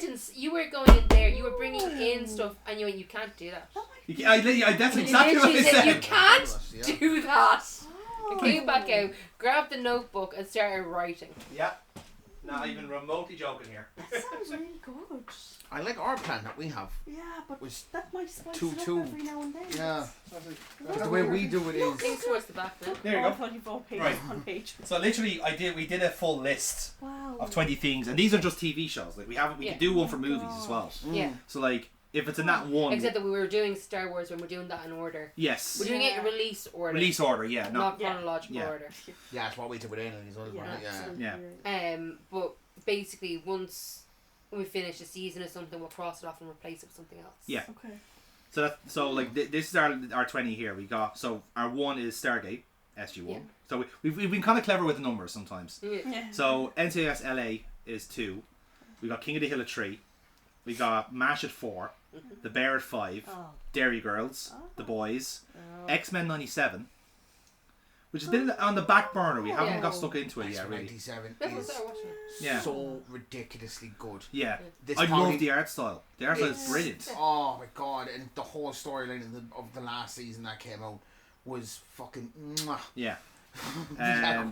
We got then Deep Space Nine, Yellowstone, Line of Duty, 24, Gastronauts. We had that. Like, we had 2 dropout entries. I think we kind of kept that as like a general dropout entry. Then we got Bones, CSI, because there's a new series of it as well. BoJack Horseman, which Kira's never watched. I never watched that either. I would say you'd be very fucking Might watch ready that for next, it. actually. It's Yeah. legitimately BoJack is perhaps the best animated series ever made. Yeah, But I've it's never heard only. a bad thing about But it. here's the thing: like it will say it's a comedy. It's not a fucking comedy. It's not a comedy. It is the most heavy, intense fucking animated show you'll ever watch. Right. And it's only because like the characters are so weighed down by fucking drama and guilt. But that's what makes them so fucking engaging. They're the most human characters you'll ever find, and they're all fucking animals. And that's what makes them so good, you know. And it's also bear in mind also, it is also a show that was made during Harvey Weinstein getting fucking caught. Yeah. So the majority of the show is about that. Okay. And atoning for one's sins, shall we say. Number 17 is what actually came out on the dice, which was She-Ra. The new Netflix series. Reboot of it. Okay. Yeah. Yeah. And then we have Criminal Minds, we have Critical Role, and Dimension 20. Because obviously it's not 20, it's Dimension 20, so that only makes sense. Oh. So yeah, that's what we're doing. So basically once we're nearly through She-Ra season 1. So seeing that's a short, we might do 2 of that and then switch maybe. We'll see. Yeah, we'll see. Okay. We'll see what the going is on that. And then basically roll again and then go for another fucking season of whatever's there. Like, works for us anyway. It's like, because our problem is that like... So do you like his? So like, it's the Quirky Dino for anyone who's interested, by the way. It's a great site. You should get some stuff off her. But no, honestly, like that's been a godsend because both of us are paralysed by choice. Because I'm easy either way. I can do something, and same with Kira. But the problem is that God, I hate having to make a choice. yeah, I spend so much of my day making choices. When I come home, I don't want to think. my favorite hobby lately is it not necessarily torturing is the wrong word to use, but like that little bit of second of like, Kira, which one on TV? I don't know. I was like, come on, you have to pick something. I don't know. It's like, come on, you have to pick something. Oh, yeah. Okay, fine, Shiva. Is that split second of like, I don't know what I want. I am being mean. It's only because I know it's like, I don't know, I want to sleep. It's like, okay, sleep then. Look. Hold on. No. We'll let Jerry not focus on the crime to tell us what you've been watching. Oh, that's good actually. Yeah. Cool. Just gonna. Just avert your gaze there, yeah? Yeah. So, have I been watching? What do I want to talk about? Talk about everything. We just did. I know. Yeah. You got 4 months to catch up on, Jared, in fairness. I know, but... He's been busy. That's true. Yeah, then it drives that big load of metal on 4 wheels. Mm-hmm. So So you watching Top Gear then? No. The Grand Tour! Anything but. No, see, I'm not into cars that much. Ah. Everyone else seems to be. To Okay, me, 5th Gear then. But they like to talk about, oh, look, I got this BMW GRX, this ABC. I was like, big load of metal on 4 wheels. The engine sounds a bit different. But, you know. That's kind of where I am with it, to be honest. You are so upset. For someone who has lived on Gran Turismo most of his life, you are upsetting me on the most emotional level. What's hilarious, you know, that's what's hilarious though. He is so into his cars. But can't drive. I'm not into cars. I basically can keep my car running. I know when something sounds wrong, and I can change my tire. Yeah. I mean, that's all you really need to be That's honest. it, yeah. That's all I Yeah. really need. It was very, very funny. Not Saturday just gone. Tire was flat as a pancake. Yeah. Couldn't get the nuts off. We've all been there, lads. Oh, he looked directly at me too. Like, I was literally left the gap. Lads. But like we couldn't change the tire. Like he was literally standing on the wrench to try and get it to turn. Wouldn't go. Didn't help that it had been raining, so everything was slippy. So his dad has been at me to drive his car. So we were like, right, we'll take the and it's an automatic. Oh jeez. The difference. The difference. Automatic hybrid as well. It is so set. The brake is so touchy. So touchy. I gave him whiplash. I'm fine, by the way, in case you're asking. Literally. It was. I'm fine, by the way. He's absolutely right. I'm kind of like Aaron's neck right now. Like Batman in the mid-90s. So, coming out, and then I was like, you know when you're driving a new car for the first time, you're trying to find where the brake is. And okay, I didn't have to find where the clutch was. That was fine. But it was like, I'm so terrified of not braking soon enough on hitting something or hitting someone in his car, not my car, that I was braking well in advance and harshly at times. So I was like, oh Jesus Christ.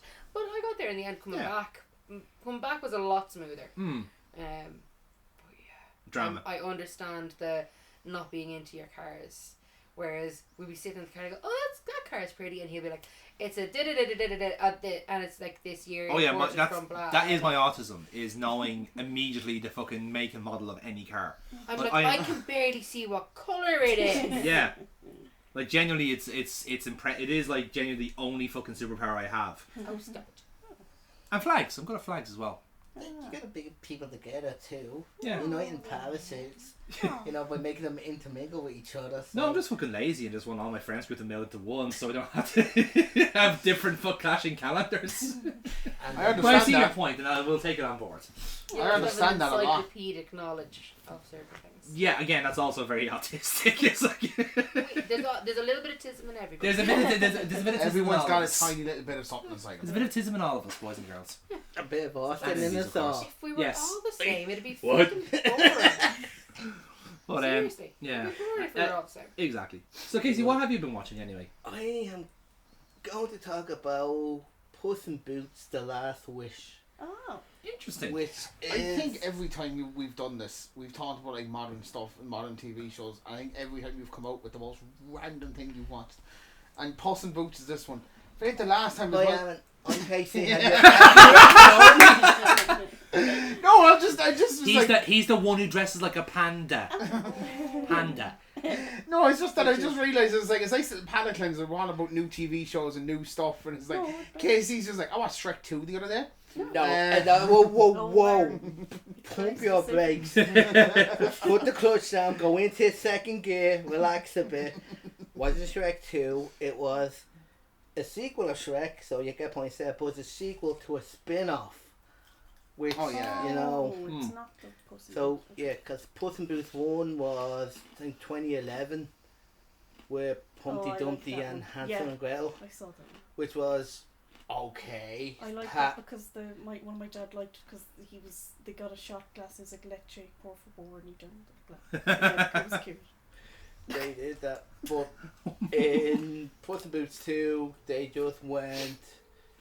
I think it's someone with the Shrek universe. When they do sequels perfectly. Like, It's a very point actually. Yeah, they have a good record on that. Very good record. and like this movie is pretty much starts off a really different art style as well. They use the same thing they used in the new Ninja Turtles one, Mutant Mayhem. Okay. As opposed to the hand-drawn Pixar, everything's beautiful, photorealistic stuff. Yeah.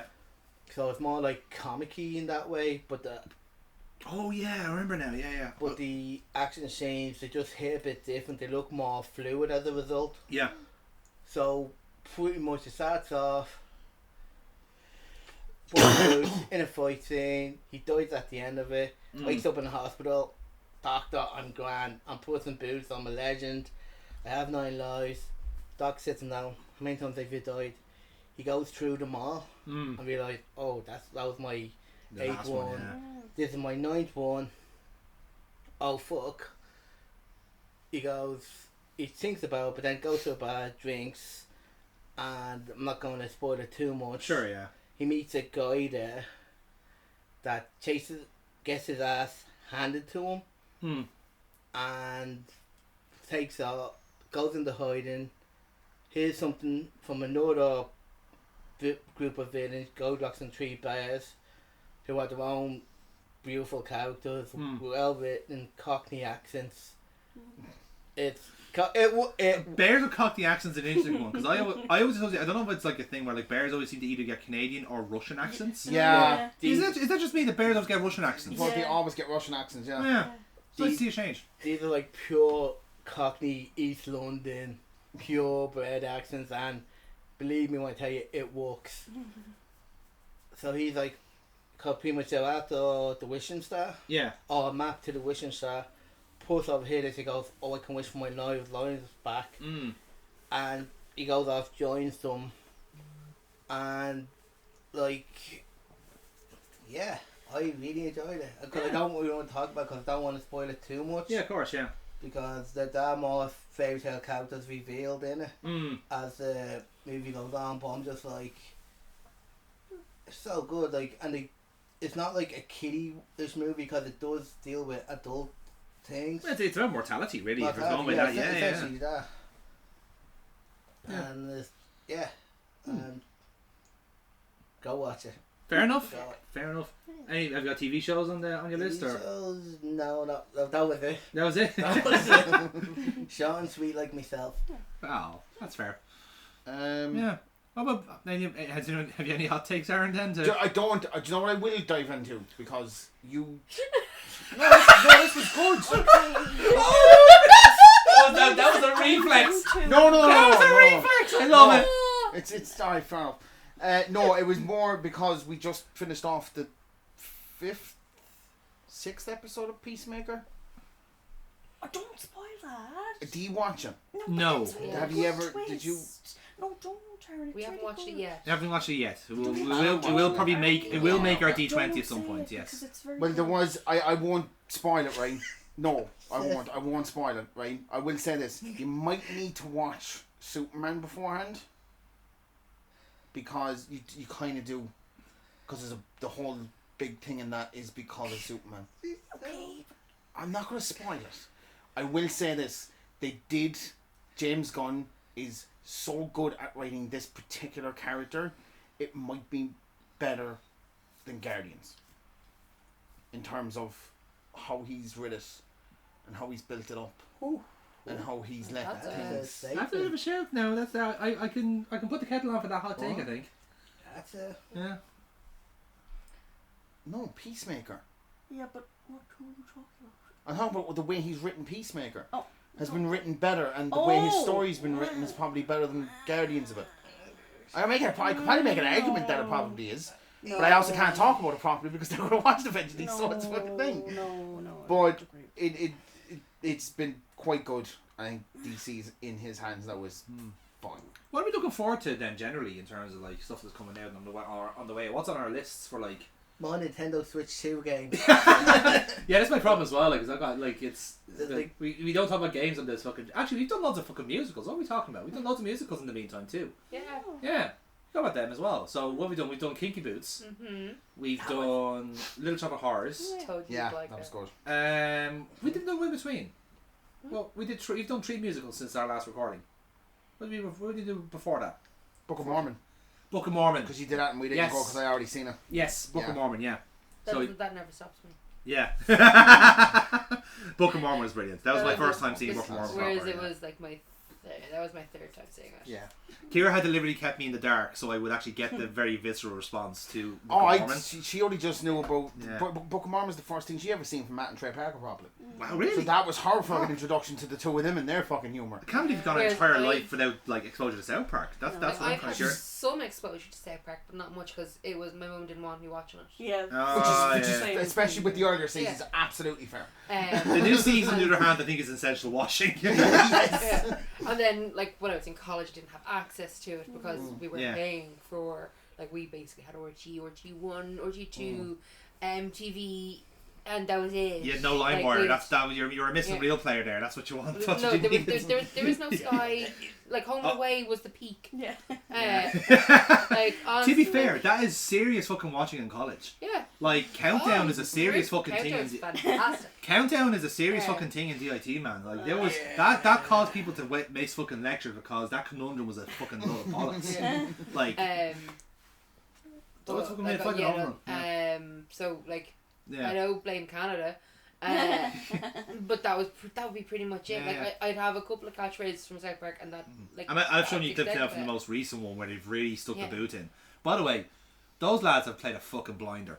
Because they got, like, I think $1 billion... $1 billion It's again $1 off billion off Paramount for 10 years of South Park. With all the creative control. Because basically they've been flying under the radar for so long. That a lot of the executives have thought they've kind of like gone into like a benign state. Yeah.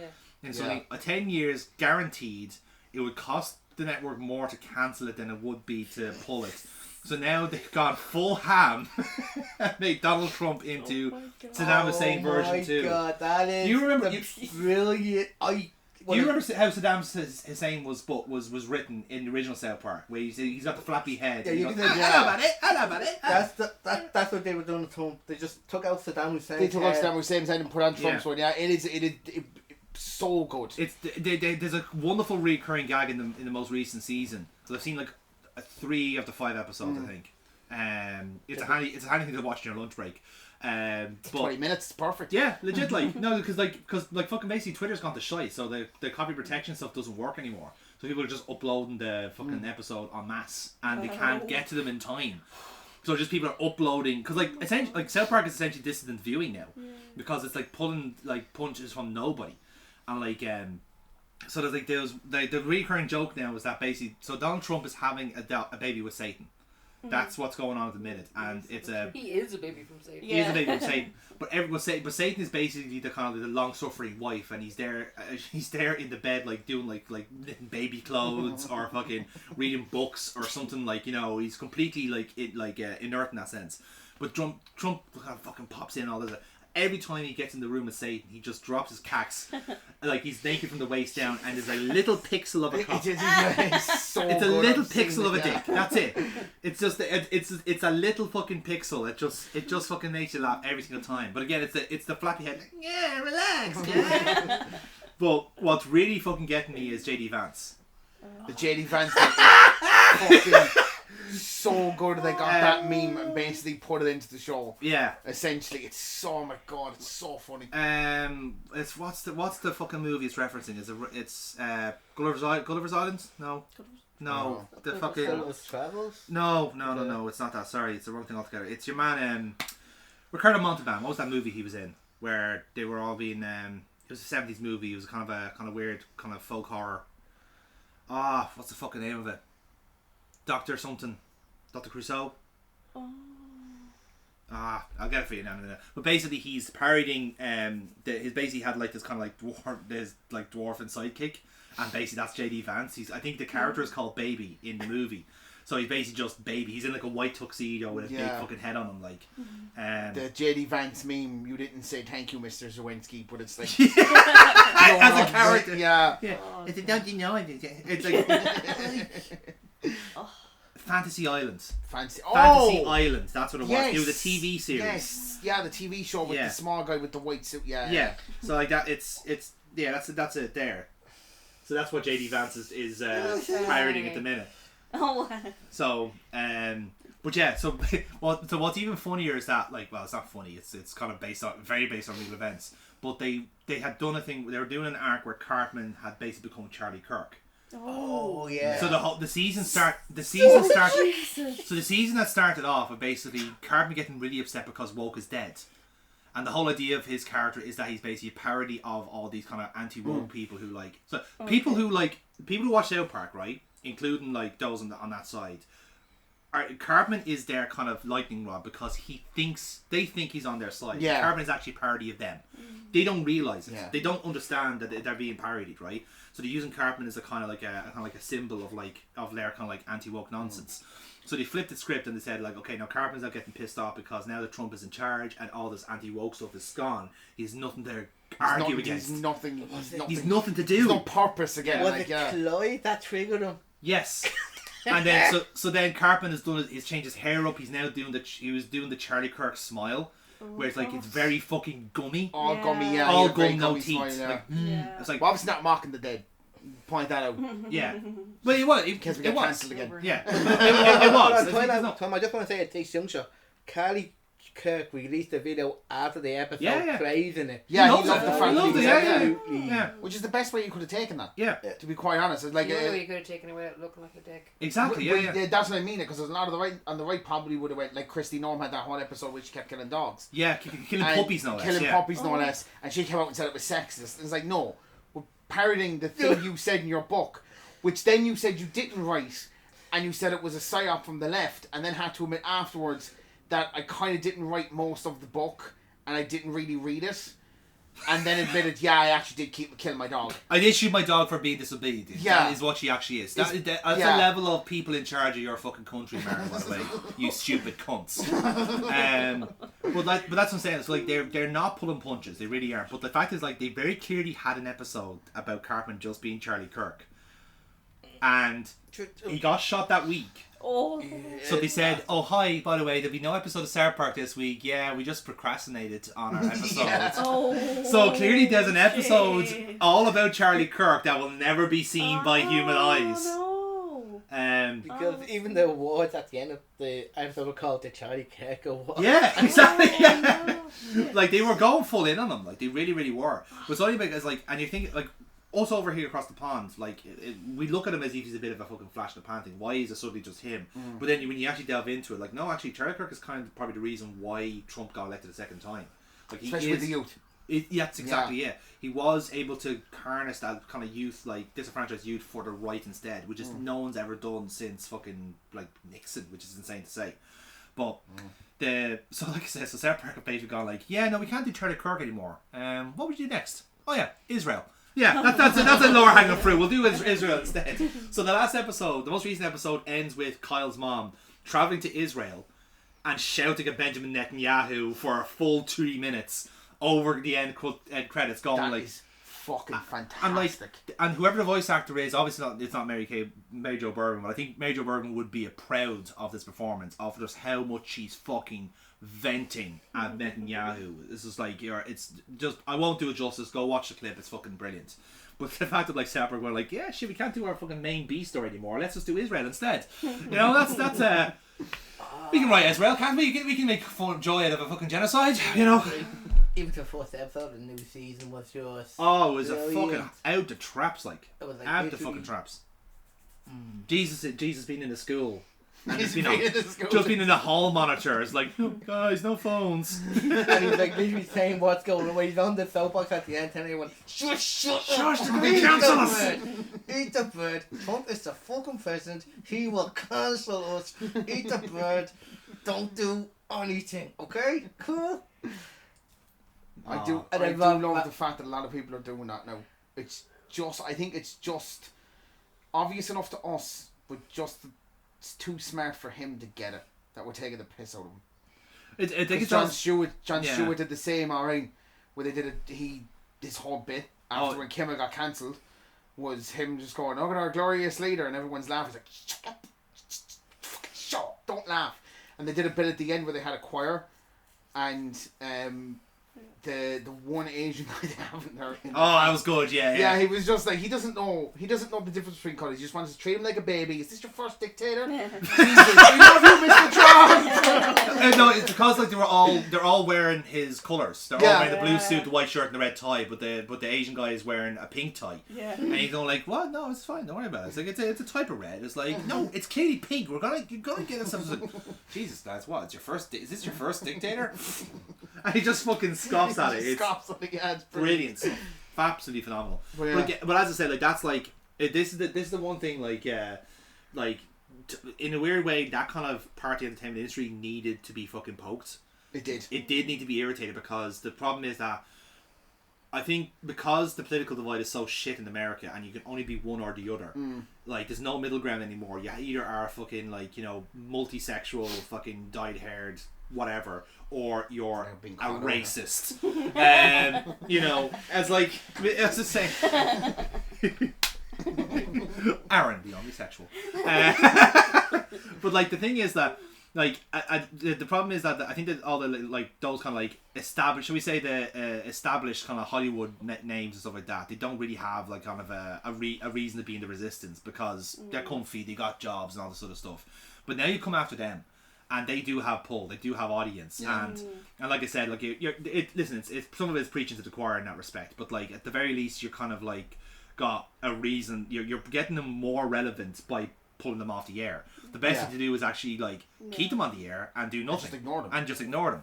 But again, like this reign of people are just so insecure that like, yes, I can imagine J.D. Vance is getting really annoyed. Oh, he is very fucking annoyed at his baby. He's getting very annoyed at it. Yeah, you just know he's inside his office every week, just like seething. Yes, at the fact that it's been done.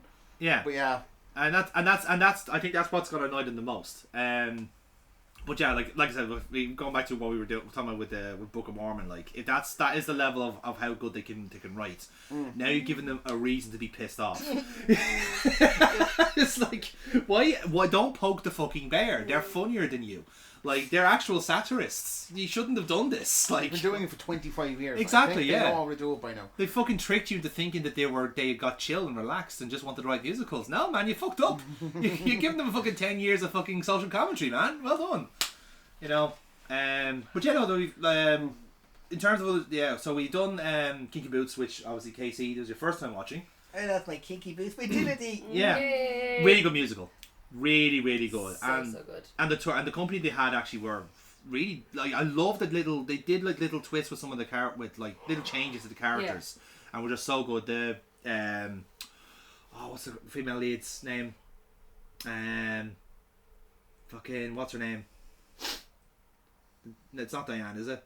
No. Yeah. Lauren, that's Lauren. It. Yeah. So that's why I was going through that because I was like, he calls her name in that one. Yeah. Lauren. Yeah. Cindy Lauper write it. Yes. Yeah. Okay. Yeah. She wrote the songs. Oh, okay. Yeah. And they are bops. They are bops. They are proper bops. The History of Wrong Guys is a phenomenal song. Oh, the History of Wrong Guys. Chapter 1, he's a bum. 2, he's not into you. 3, he's a sneeze. It's brilliant.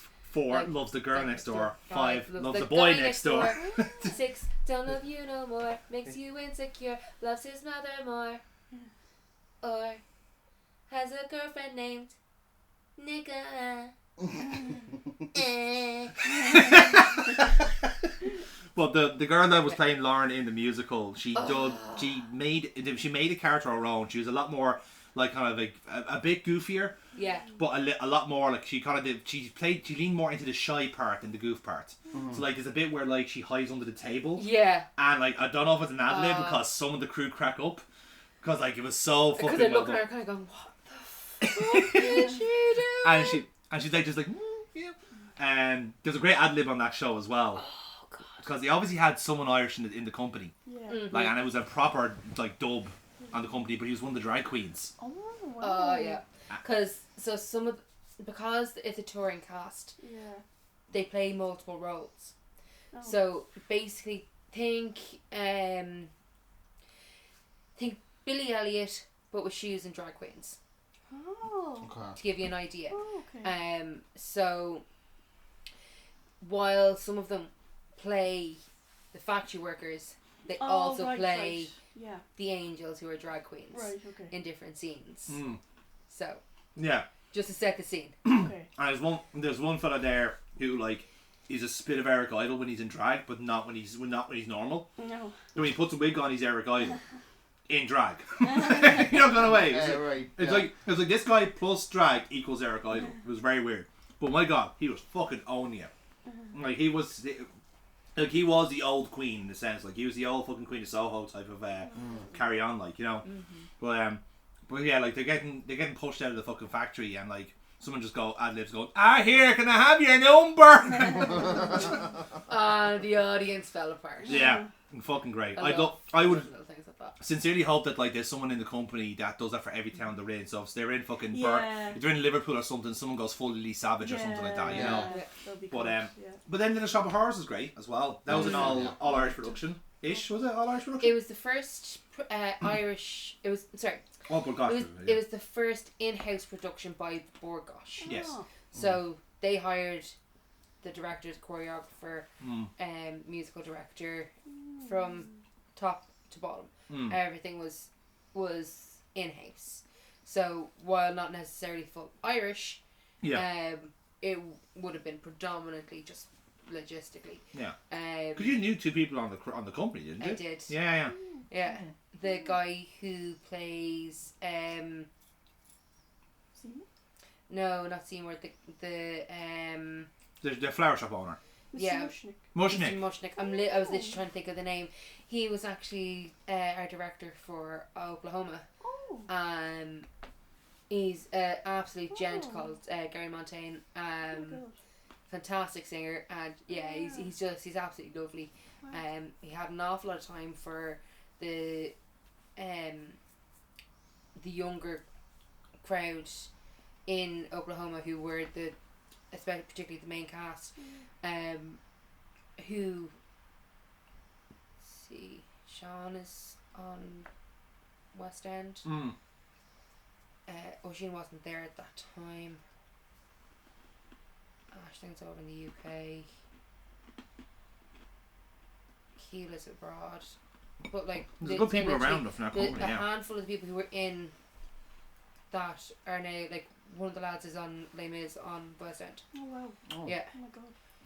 He'd been touring with Blood Brothers and Choir of Man and been doing loads of stuff. One of the other guys that I know from the Musical Society is now in Hadestown on the West End as well. Now he's more of a tangential that I know him, like we know each other, like to see kind of thing. But I can remember telling Sean at one point when we were doing Panto, so you're going to be on the West End. He's like, fuck off here. And then I knew one of the other girls again tangentially through musical societies.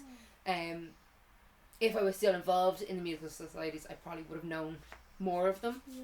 But I think I'd have to. Was Claire Ty was she the director? Yeah, I think so. Yeah. Yeah, so she's involved with Leak Slip a lot.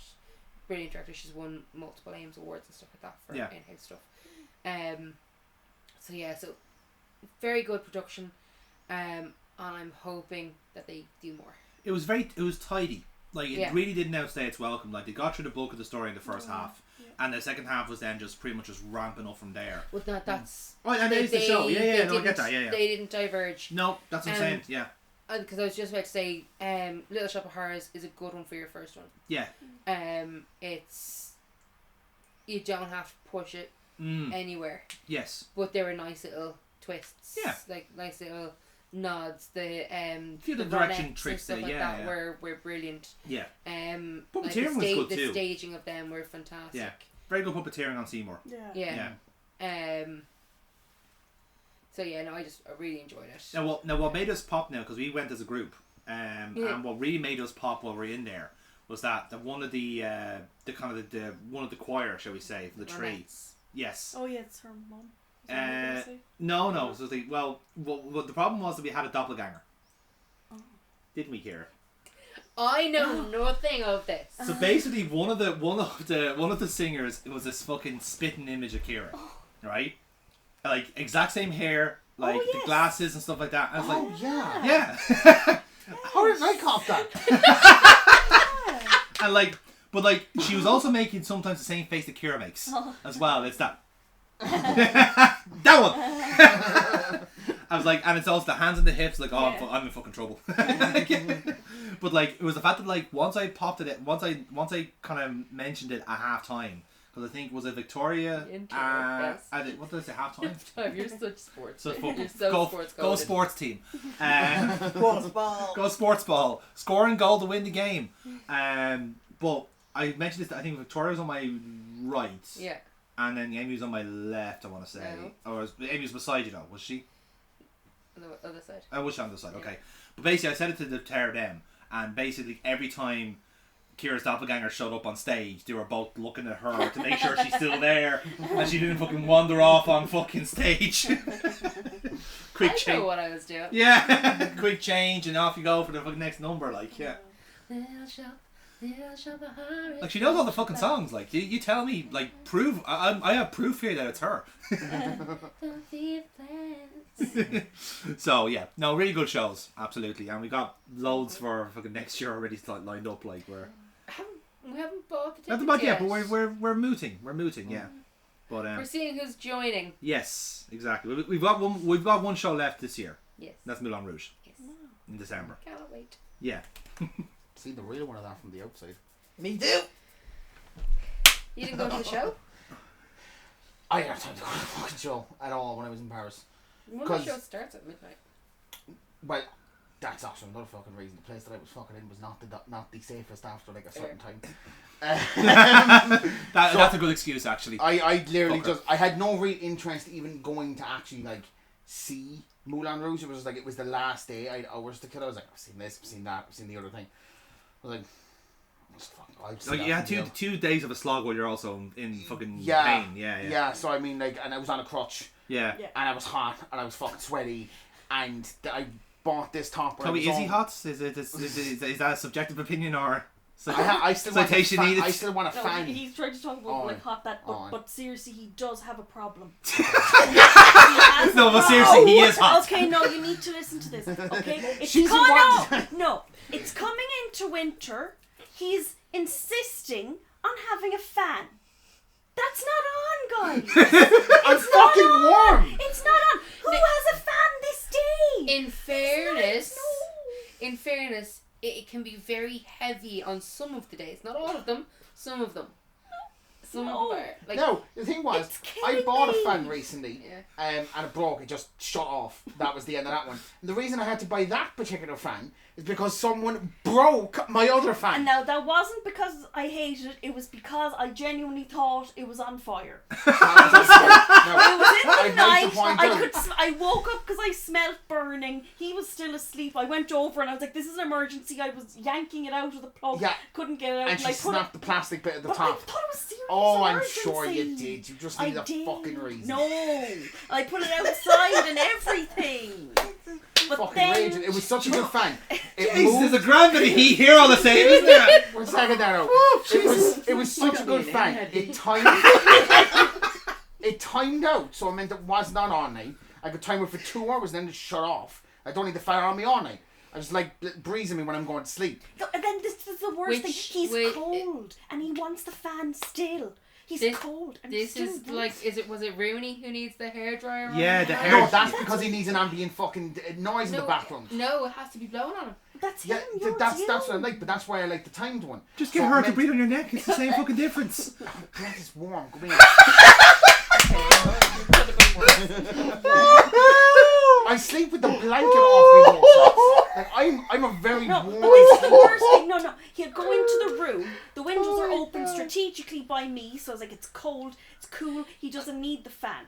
Close the windows. Oh, it's cold. Turns on the fan.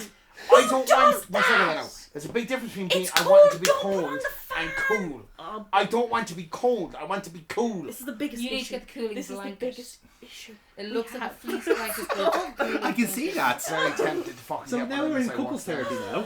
I'm scared. Get one on Amazon. I can get a discount for saying this. Well, then get one. Because that'll save per Chloe from having a meltdown.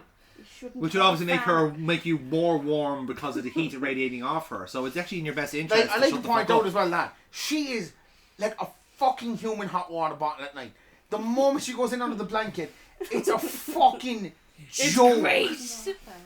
I hate too much heat when I sleep. Literally. No, too much heat, yes, I agree with you. But I was literally in bed, what was it, last night or the night before? Possibly. The night before. And you're And I was literally yeah. shivering. Now, that's because when I get tired, You get cold. Yeah. my The heating shuts temperature down. drops, heating shuts down, and I cannot retain heat. It's also when I'm not well.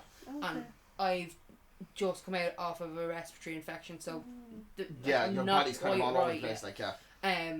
So I was just like, I actually cannot get heat into me.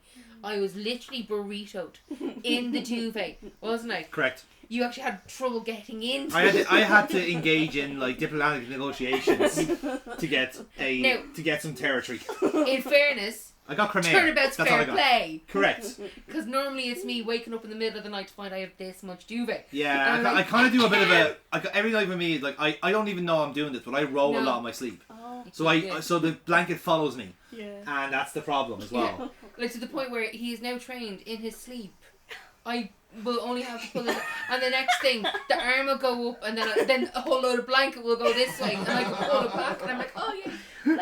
I after her a couple of weeks ago. She was asleep and she turned. I had no blanket. Now again, I don't usually have the blanket on me a lot, but in the mornings. Oh, were you too cool, Aaron? I was Oh, a bit not too. the fucking Wow, what a fan fucking then. The fan was broken at this point. I have no fan. So I was just like, I'm a little bit Coming cold. into winter, But it was like you 6 shouldn't o'clock need in the that. morning and it was a Monday. I'm comfortable, so obviously Get the I'm in a fuck deeper up. sleep.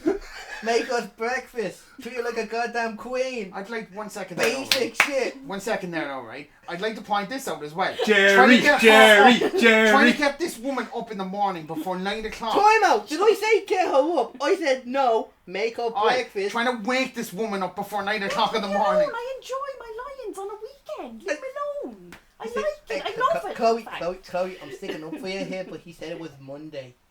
No, fuck off. He You're lying. clearly said- You're going to work before me. You're lying to everyone. My God. Anyway, so get all the blanket off her, right? Off of me, Ooh, right? you trouble later. Oh, I'm getting my head kicked in later on. I'm getting something thrown at me. When we watch Just Flash. kick Chloe, you're at his height, kick his head now. Now you have the Yeah. chance. Your heel is right there. I mean, you've access to And some it's great for the areas. algorithm as well. Go show. Kind of feel Okay, what are you Seth Rollins when he's like, after he hits Roman Reigns in the It's that that few with first the 10 chair. seconds, yeah, you just watched everything falling Yeah. apart. Triple H and Randy Orton just go, actually, not the hell with it. And just turn around and walk off. leave them on and said, That's our work done. But yeah, no, she pulled the blanket off me and I had to pull it back off her. She gave me so much shit when I did it. She was like, Aaron, I'm cold. Double blanket. Like I'm in cold case. because of the fan. That is why The fan I'm was cold. broken. No. I feel like the fan is the central problem here. I The think. fan's not the Fan is central the fucking biggest problem problem. here. It It's was the 6 o'clock in the morning. It's not the central It's the problem. biggest problem. Give me a fucking fan. And I'm always threatening Aaron, if you're putting on the fan, I'm going to break it. I'm going to throw it out and break it. And someday she finally did No, well, say that- because no. it was burning I apparently. smell It burning. was burning. Now, subsequently, we found out it was our neighbours smoking, so it wasn't actually the fan burning, but I thought it was. We should fucking end this episode, to be honest. Well, I don't know what she's smoking, but whatever. Grass Yeah, actually, I apparently. don't know what the fags our neighbours are smoking, Yeah, but they're pungent. 40 They're job very- player. Oh, are they those, the brown ones? Are they Like, they're cigars? good They might be, cigars, yeah, but yeah, they're- don't the know what really they strong. Yeah. I only smoke one, didn't I? Can't stand that. Since the wedding. Yeah, I mean, I don't mind the smell of fag Wait. smoke. My parents, Well, my this dad is- and Yeah. my mum smoked, but like, This is oh my different. god. Yeah, no. Cigar smoke is a different gravy altogether. Yeah. Mm. Different gravy altogether. Anyway, I, this didn't even end with a TV show. to end with on that one, we had a very similar, not a similar thing at all, but like that, one of the funniest arguments I've ever had in my life, and it's the only time we've actually had an argument. Right? She's fucking half asleep at this point. This needs to be clarified, right? So Kira will say this herself, right? That, and this is so fucking funny. I'm I happy feel sharing like this. someone is in the wrong. Are you okay here. with Why sharing would this on the I find out? internet? Are you okay with this sharing this on the internet? Yeah? Okay. Consent is very important. So, Kira's been playing a lot of Animal Crossing lately. And what Kira will say herself is that a lot of her dreams are influenced by things that happen around her. I have no imagination, so my dreams are always something that has happened that day. There's a recency with a bias to our slight dreams. twist. Yeah. Like it, like slightly. So, I'm here, right? She's gone to bed early because she's knackered. As per her previous email. So she's gone Usually previous work stress. Yes, so she's gone to bed early. I'm here. I clock off at about 1 o'clock most nights. So I come in. Nocturnal. So I come in then, and she kind of turns she basically goes from like full asleep to awake, almost exorcist. Like I was dead asleep. you were dead asleep. No, that's what I'm saying. I've done this since a child. I My know, eyes yeah. will be open, but I will be dead asleep. Yeah. No, I know this, but you have to see Yeah. it from my point of view, with a little Yeah. bit of hyperbole for spice. Okay. And she's asleep. I turn around, she turns back, and she's awake. To me, I think she's awake with her kind of happy little sleepy eyes, and she just goes to me, ink, ink, and it's the hands, the ink. I was like, When do I ever do finger guns? she did finger guns, Okay. ink, right? And I go, I'm sorry. I was like, ink. You have to get the ink. The island with the raccoons.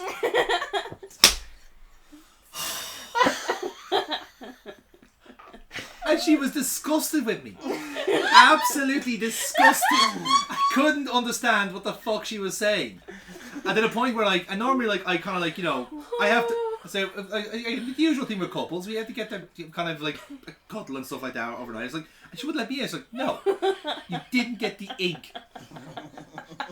You didn't understand what I was saying. You're laughing at me. It's like, Kira, you're half asleep and you're talking through your dream. Oh, yeah. That was it. That was the end of the conversation. The social awareness I of woke being that up, I half didn't asleep. know a thing about it. The spatial awareness to know, oh, I actually am asleep. The self-awareness was brilliant. Yeah, I was like, oh, I better go to sleep then. I was asleep though. Well, yeah, but I mean, like, dead asleep, like. Woke up, Oh didn't my know a God. thing about this, That's and he so was funny. like, "You were so funny last night." I was like, "What? What happened last night?" It was genuinely one of the funniest interactions I've ever had with any human being, let alone my fucking partner. Like We've had small conversations when I've just woken up and I'm still like, "What?" And yeah, I say something to him and he's like, "What are you on? What?" yeah, Never mind. yeah. As you suddenly you wake up enough to realise you're talking gibberish. Yeah. No, you had one similar to this like long time ago where like you gave out to me for not getting you something in the shops. Yeah. I was like, Kira, it's a Thursday. We don't do the shop until then. It's like, but you didn't get it from me. I was like, get you what? You never asked for this. It's like, never mind. I was dreaming about it. It was like you pull back immediately when you realise, oh shit, I was dreaming about you not getting something from the shops. Or like, I woken up here and you were sitting here and I was saying something to you and, Yeah. and you were like, "What?" And I'm like,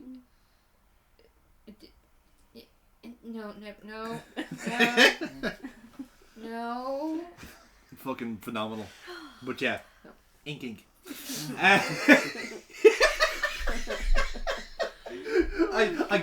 I want to know. I want to try and figure out cognitively what led your brain to go to connect ink with finger guns.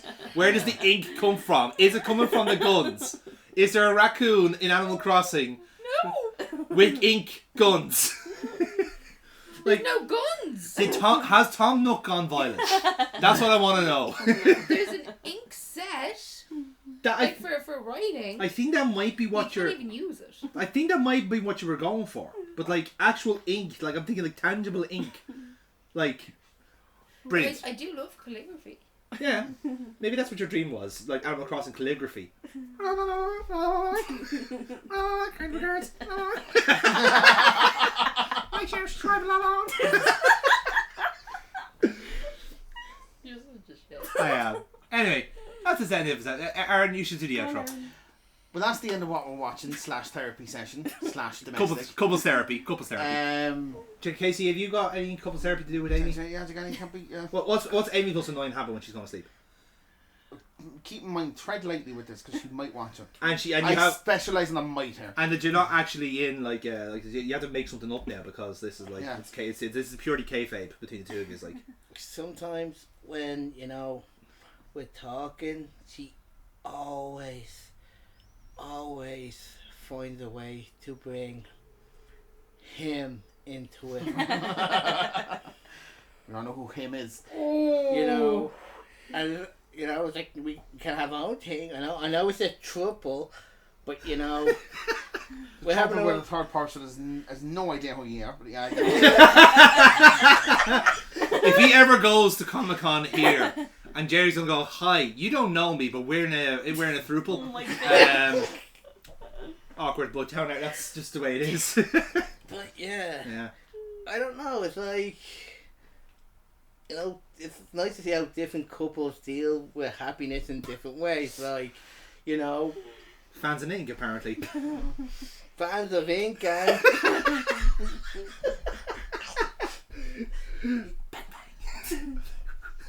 She was just a cactus jack. you got there just before me. I was trying to say it. It's like you really like McFoley. I'm looking forward to McFoley's Animal Crossing crossover. Inky. Dude, love as a fucking little manatee or something. Well, we already have Harvey. That's true. Yeah. Okay. This has been fun. We done? I think we're done. we can only end it with As two per words. usual. Yeah. Alan. What? We can only end it with 2 words.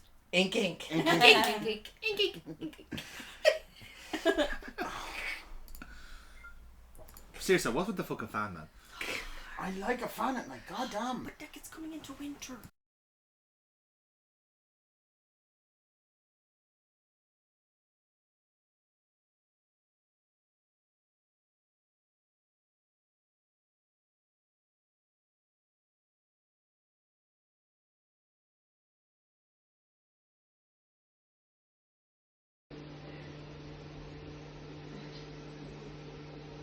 He'll be back in a second. He'd leave you waiting, wouldn't he? He'd leave you waiting.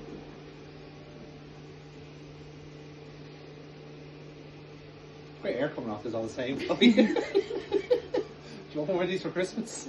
He's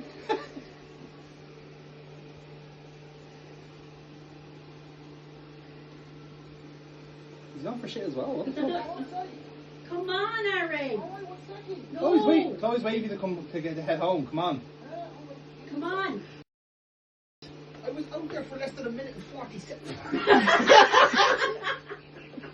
I'll get one of those. No. I'll get one of those. I have the money for them now. I can get them. That's lovely. Isn't that lovely? Isn't that nice? That's lovely. See, I told you he'd like it.